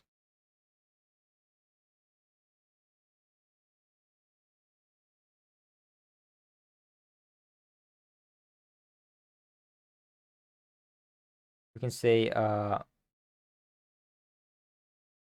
can actually keep a list of all of them. We can say every time this appears, increment it by 1. Then over here we can have a private int count begins at 0. Every time we reinitialize it, we want to increment it by 1. We simply say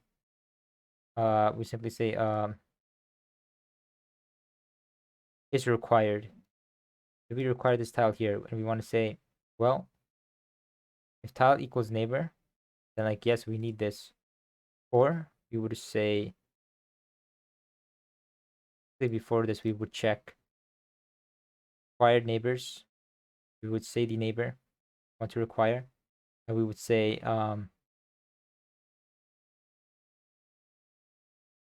if the required neighbors count is equal to the count, then return true. We need this over here.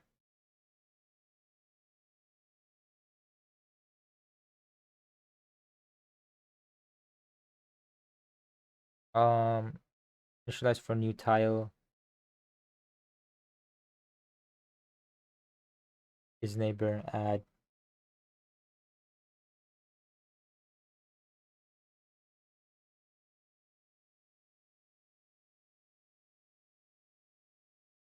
probably want another dictionary to say.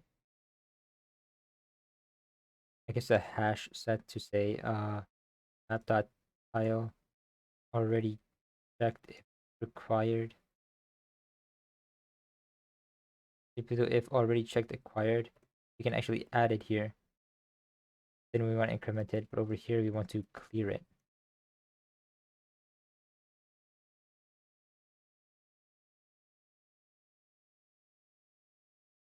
This way, over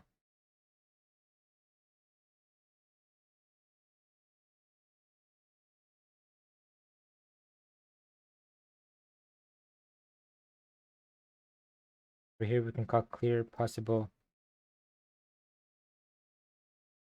We can also say required neighbors dot clear. Then we can say count equals to 0.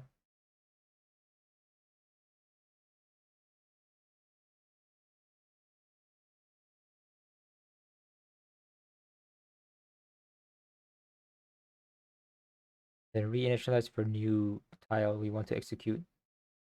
So over here, we want to say, over here say neighbors tile dot reinitialize for new tile. Then we check the neighbors.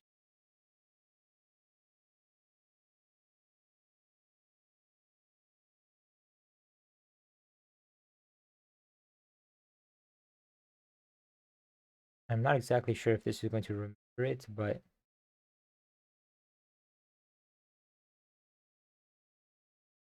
oh yeah, over here in the constructor we want to say required is equal to map.tile 0, I guess. Map.tile.wall. Map.tile.ground.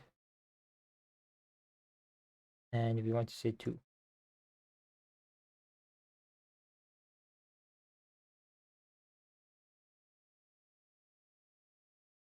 Reinitialize clear. Over here we want to simply say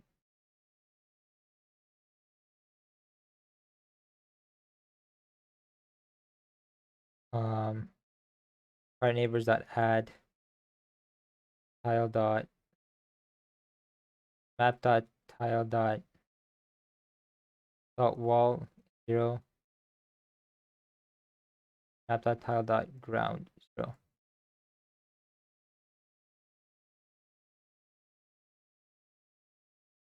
Okay.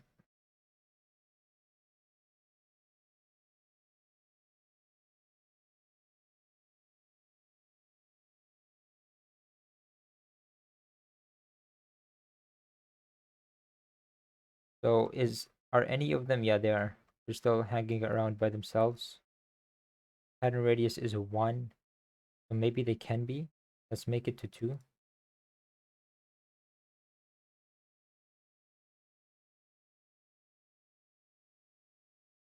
Obviously, there's more worlds, but then they're still hanging around on their own.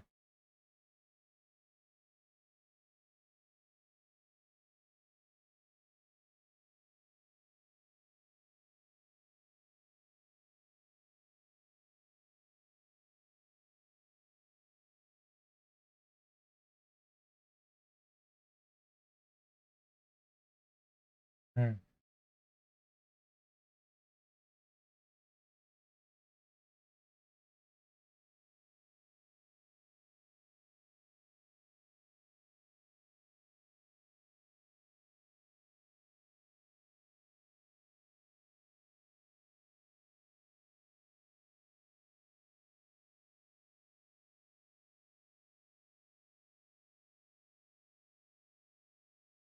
So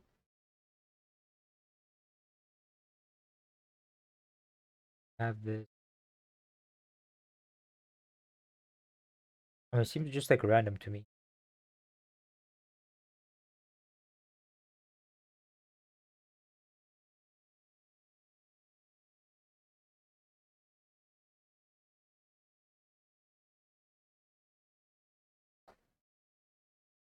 We're not preserving the rules. We need to preserve the rules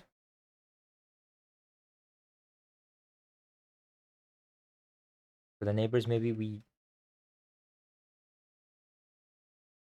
don't have to use as many dictionaries as possible. So possible neighbors. So these are all the neighbors that could potentially have. However, over here we're saying if, I guess we should equal to or greater than count. And like, yes, we 100% require this to be there. Then we don't have to check the possible neighbors.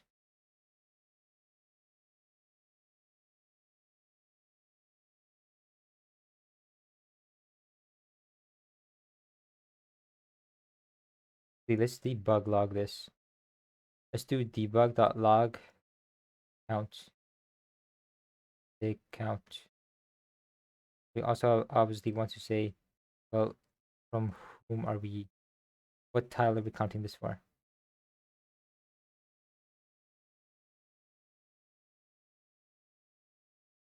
So we can say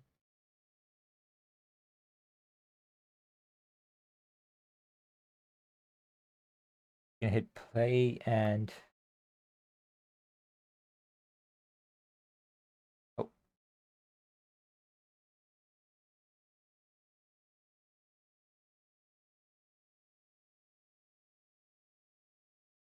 the count is 6,000. Oh, obviously it's never going to equal what we want it to equal, right? Because the count is always going to re-initialize, meaning that, yeah, obviously it's not going to equal what we want it to equal. So this restriction is completely ignored. What do we want it want it to equal to? well, we want it to equal to what the actual count is, not compared to the total count, but the actual count. We can say something like count for a certain. We can say struct tile count, and then we can say public int count, and then public int max. And this way we can actually say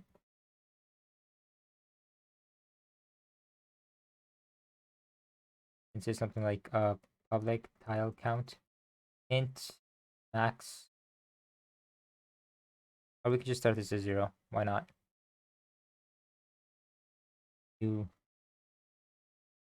tile count. We don't need this. Same goes for here. We could say tile count, new tile count. Delete this, and we can say required neighbors dot count equal or greater than the maximum. It should always be equal, never greater than, but we'll just do greater than for now. What's this? Oh.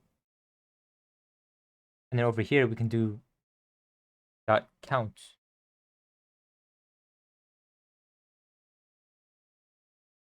Then over here we can do, well, which for which tile are we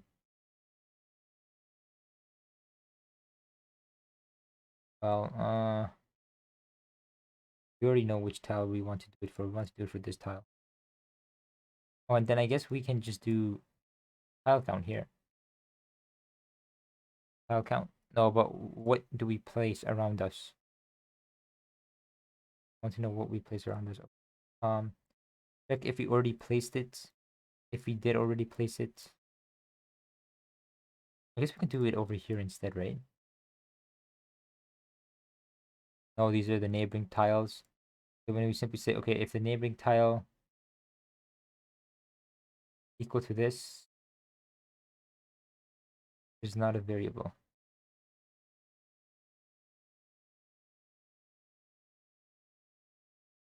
Count modifier return type value of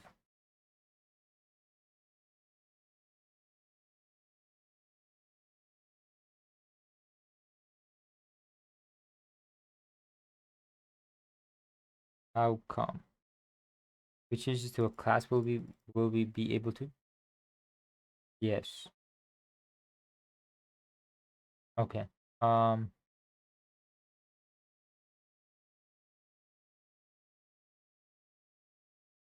So obviously countage is equal to 0. Max is equal to 0 right now. How do we make it not equal to 0?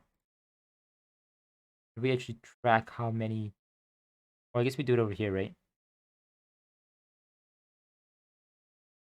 We say we pass it the actual tile we are. We just simply say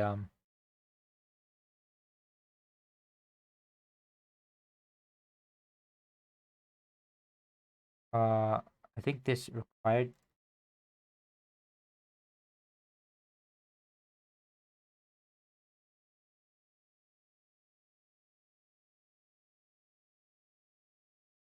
Yeah, I think we're going to have to feed this from the outside data.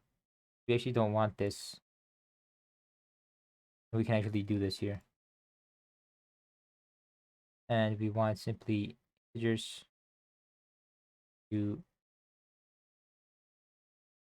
yeah, we can simply do 0, 0, int. The reason for this is because over here we simply say if it's greater than, then we want to say what is the maximum. We want to keep track of it outside, not inside. Now we should get an error somewhere over here, asking us for the maximum. So we want to keep track of how many there have been placed as of now, or in the previous, how many there have been placed. So we can say over here do a dictionary tile, we could say map.tile vector 2, no, int max, can have 2 here. Sure. And we could say map.tile.ground is equal to 0, map.tile.wall is equal to 0. And then through this we can actually search. We can say, hey, the maximum value for the tile that we are searching through. But also, how do we fill this? We want to simply say over here, max map.tile.ground plus plus. I guess we're already doing this with the ground ratio, so we actually don't need this.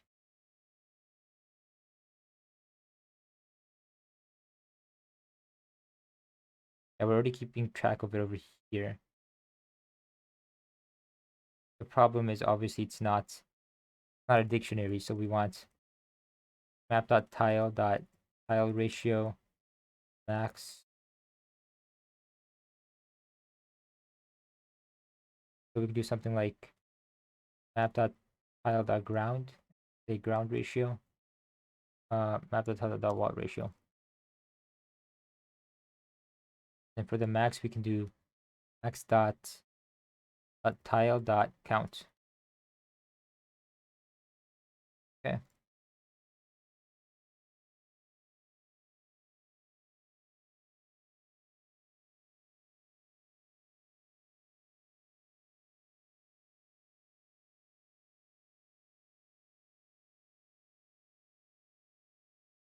So we're still getting them all on their own, even though the pattern radius is 2. And also, we don't know the exact count. So I guess we can just put it over here.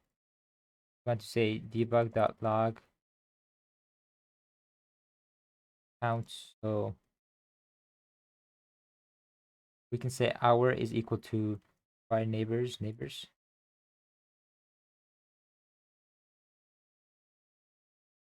Whereas it's supposed to be greater than or equal to max.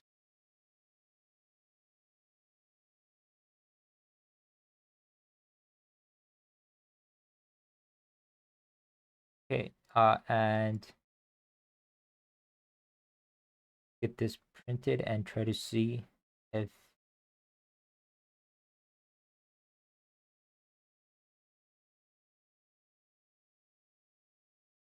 so it's equal to 1, 1, 1, 1, 1, 1. Count is always equal to 1. 36 for the other one, I'm assuming. So maybe. I know it's always equal to 1. So why is this always equal to 1? That means we're not adding anything. We should be clearing the already checked over here.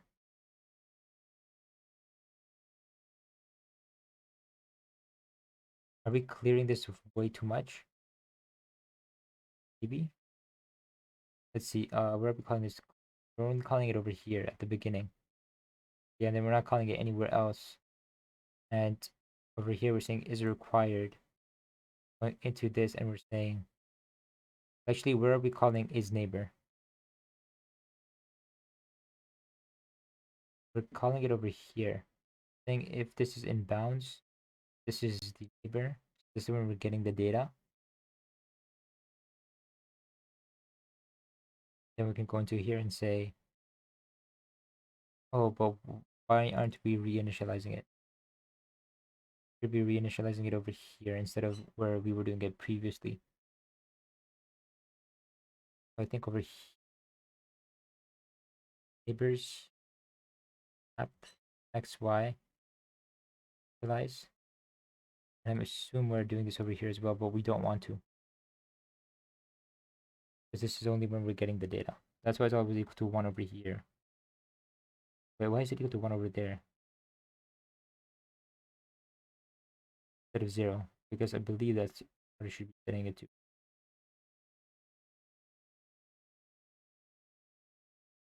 Let's just see. Let's just run this.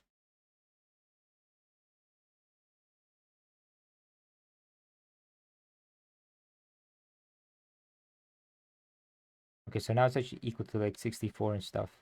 I think we'll at 36, 59. So this seems to be a bit more connected, but as you can see, this still exists. This still exists. Um, Maybe if you decrease this pattern radius,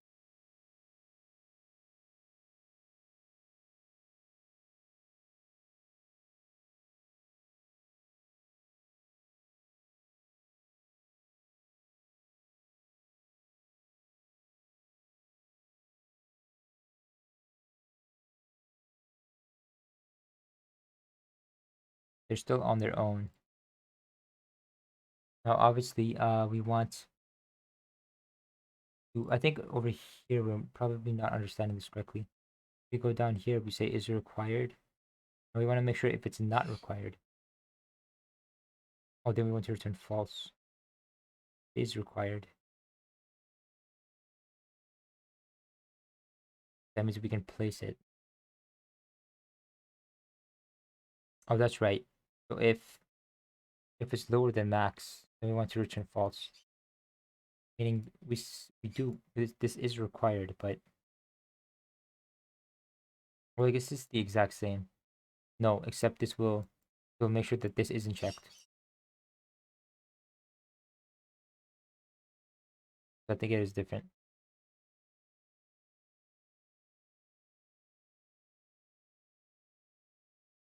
Yeah. Whoa. That is a pattern of some sort. It's not putting anything over here or any tiles over here. Putting this like comet or something. Like the comet is coming down and dropping. Did something. So over here it actually couldn't like, there's a contradiction. Like, oh, we can't place anything over here. This is an untile.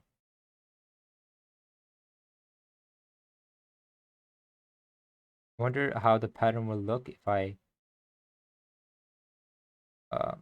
were to run it again.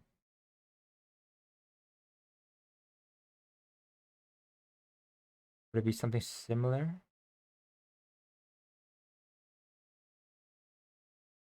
It actually takes a while to run as well. This time now it's just like an extremely small. Huh. So I'm assuming that once it places a wall, I mean a ground, like it wants another ground beside it. It 100% does. And so it just places another ground beside it. But the thing is, you like the ground can have a wall beside it. We just have to make sure that one of them is equal to.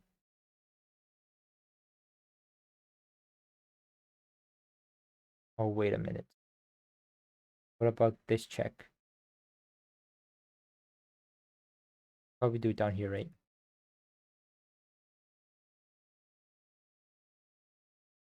Actually, this is not. Does this change much? If it's equal to none, obviously you can place it there. However,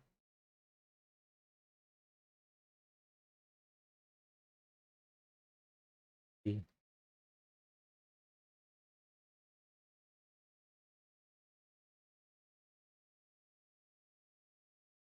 I don't think this will change much. That's the exact same thing. It also takes a while to compute everything. I'm guessing because it's running out of options. It's also weird how at the very edge it's doing this. Like it runs through everything and then checks over here. Like it wants to place the tile over here. But it says at the bottom we have a wall. And then on every single other side we don't have anything. It's like, so can we place a wall here? It's like, what's the radius one? Let's take this for example. Over here it placed the wall. Then over here it has a ground. I mean, over here it placed the ground. And over here it placed the wall. And I was trying to check what should we place here. Placing nothing. So it's saying if there's a wall below us and there's a ground to the left, don't place anything. And this is true, right? If there's a ground to the left and a wall at the bottom, don't place anything. and it's following that rule. It's also saying, for some reason over here, that if there's a wall to the left of us and a wall at the bottom of us, don't place anything. Except over here, it doesn't abide by that rule. Because it's clearly a wall to the left, clearly a wall to the bottom, but you still place a tile. Over here, you don't.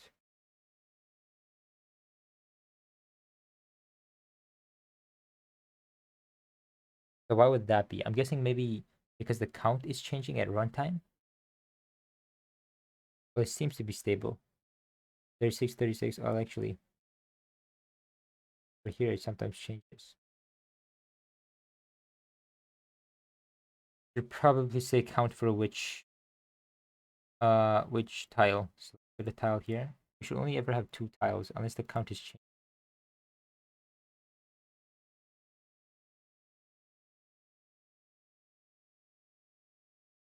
Run this again.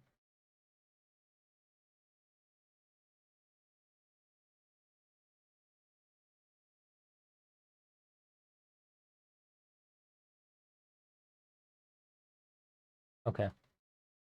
So if you look at the count, it says the ground. But over here it says the wall. Wall is obviously equal less than, so it's not required. Yes, the wall is constant, so it remains constant. It doesn't seem to be changing at runtime.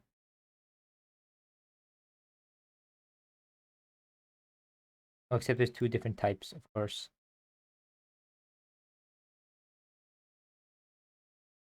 For the wall, what neighbor are we checking?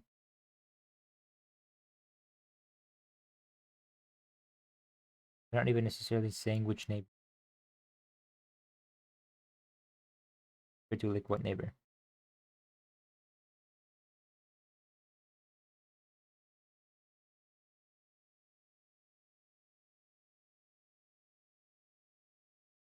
So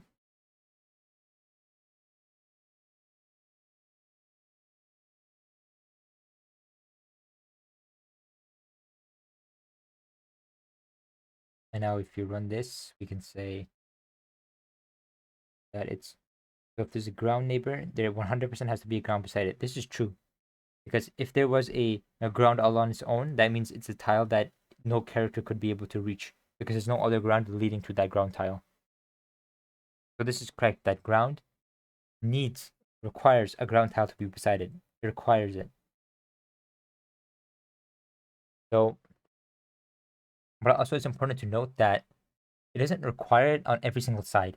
Which now that I think about it, it makes sense that once we place a ground tile, like once we place a ground tile, it says on every single side of us, we need another ground tile. Even though we can say, hey, if you already have a ground tile on one side of us, we don't need to place it um in every single direction. But over here, we're basically saying we do. Because over here we're saying, hey, if this tile if this neighbor is okay, so if it's equal to null, we can place anything. Well, if it's equal to none, then we should also be able to place place a wall. So we should be able to place a wall to the right or the top. I guess that's why we can place a none on the top over here. Hmm.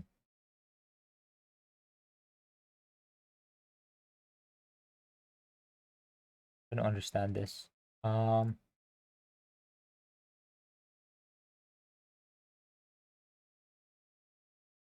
if neighbor equals map.tile.none, turn.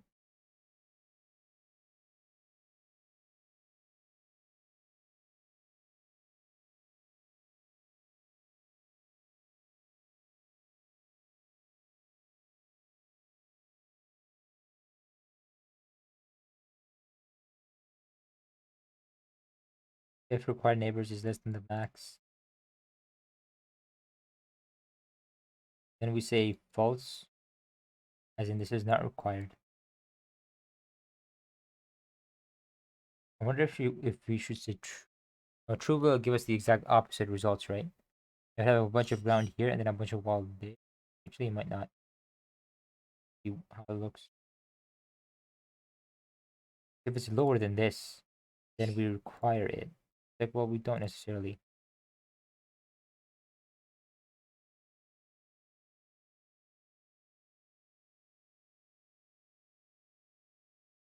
So it gives us our old pattern back, which is less accurate. So let's change this back.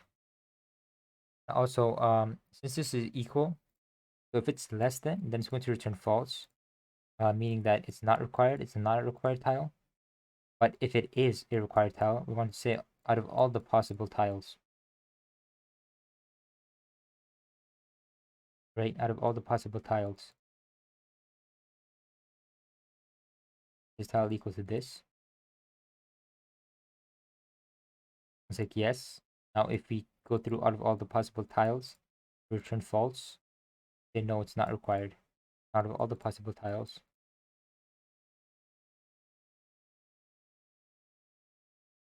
So for all the possible tiles at this position, we want to say if tile is equal to this neighbor, return true. That means we do that this is required. If it's not returned false, that means that we shouldn't place a tile here.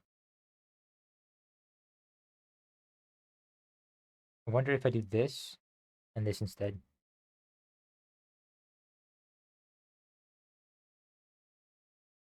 What would happen?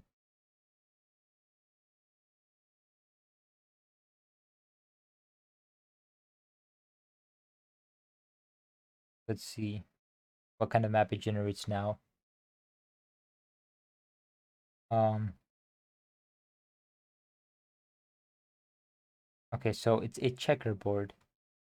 And also it has a bunch of no tiles between them. So this is way off to what we wanted because our input doesn't actually look like a checkerboard. What if we just change one of that to true?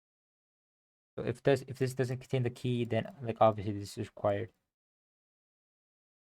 I actually wonder if this is equal to lower than this. I don't think, by the way, this is going to change much. This is supposed to be true and this is supposed to be false. But let's just see how it looks. Yeah, so it still looks the exact same. However, now if you change it back, we just get this. However, if you say if they're required neighbors,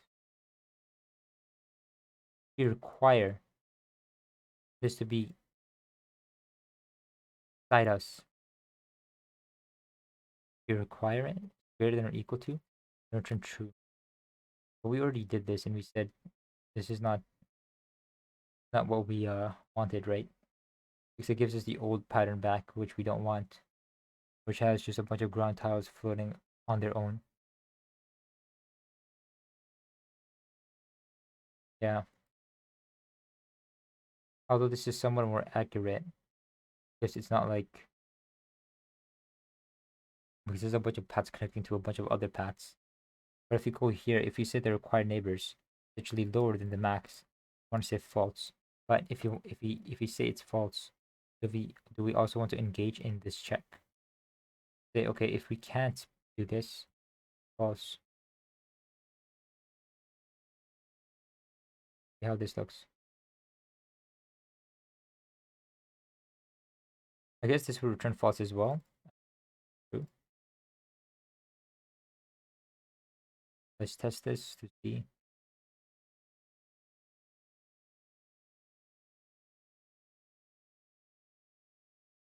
There's still a bunch of items floating on their own, which we don't want.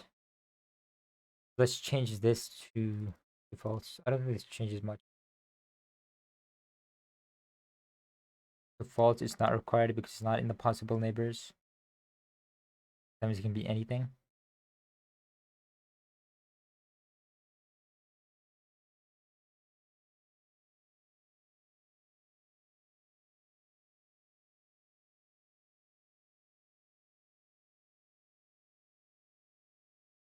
So we want this to return false to be able to actually place the tile. Over here, returning false.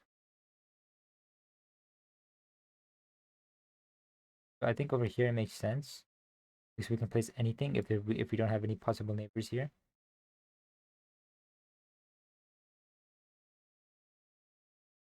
So not what we want. However, over here, now we're going through them. I say if this is equal to this, then false. Otherwise true. Right? Like this makes sense. Do what we modified last time.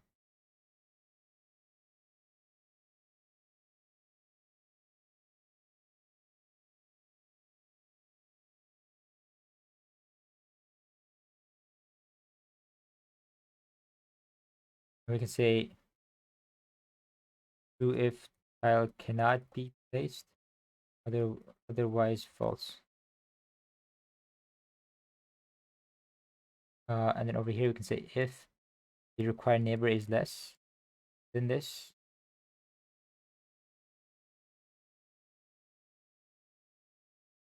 If this is actually less than this, we want to return false because we can place the tile.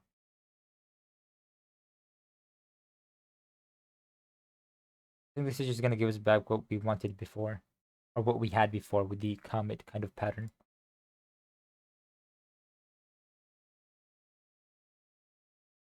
And so we have this.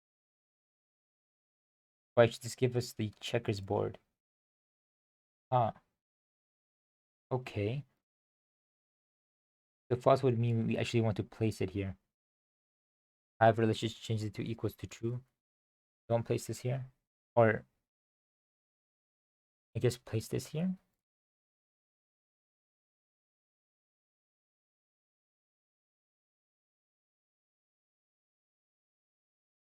Maybe we should follow the naming conventions. Is it required to return true if it is required? Because right now we're returning false. Kind of backwards.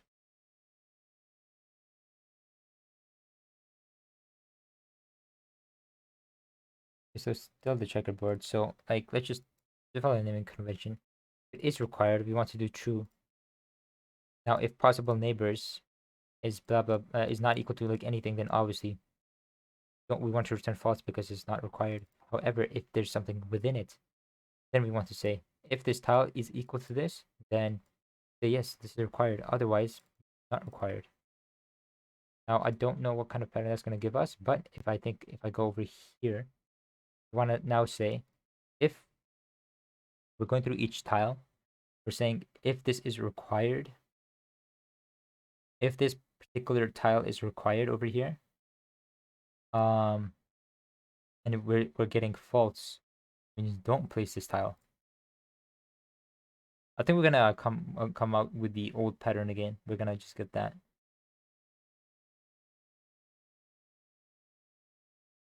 Yeah, this is just the old pattern, and then there's just a bunch of tiles hanging around that are not following any convention. And I'm assuming if I just change this to this, we're gonna have the comet, or do we have to return false? Comet pattern. And if we get the comet pattern, we can try to increase the radius, the pattern radius. See what kind of different results we get. Okay, no, so we actually have to return false, I believe. And these are still floating out on their own. Which makes sense, right? Because obviously it's not required if it's below the required amount. I guess it makes sense over here as well. However, if it is required, then there's also a bunch of possible tiles can be placed.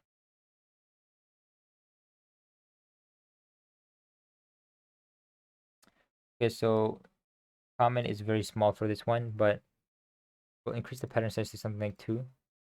See what comes of it.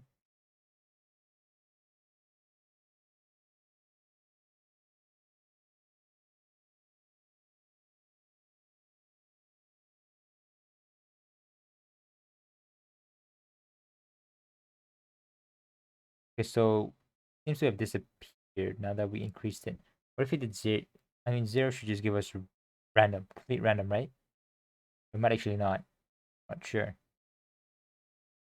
Yeah, complete random. Now, if you had 1, we will get the comment, and then if you had anything bigger than 1, then it would just be complete filled with walls.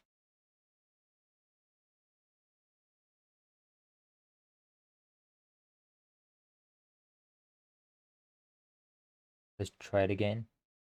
Because it just seems to be completely filled with walls now.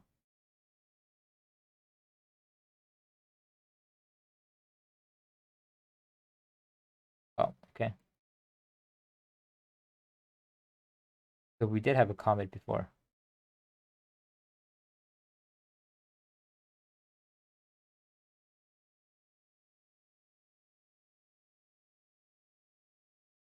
I'm guessing the algorithm is taking a while.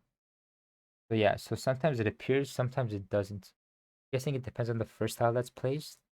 If a ground is placed, then everything is ground. If a wall is placed, then it gets this comet pattern.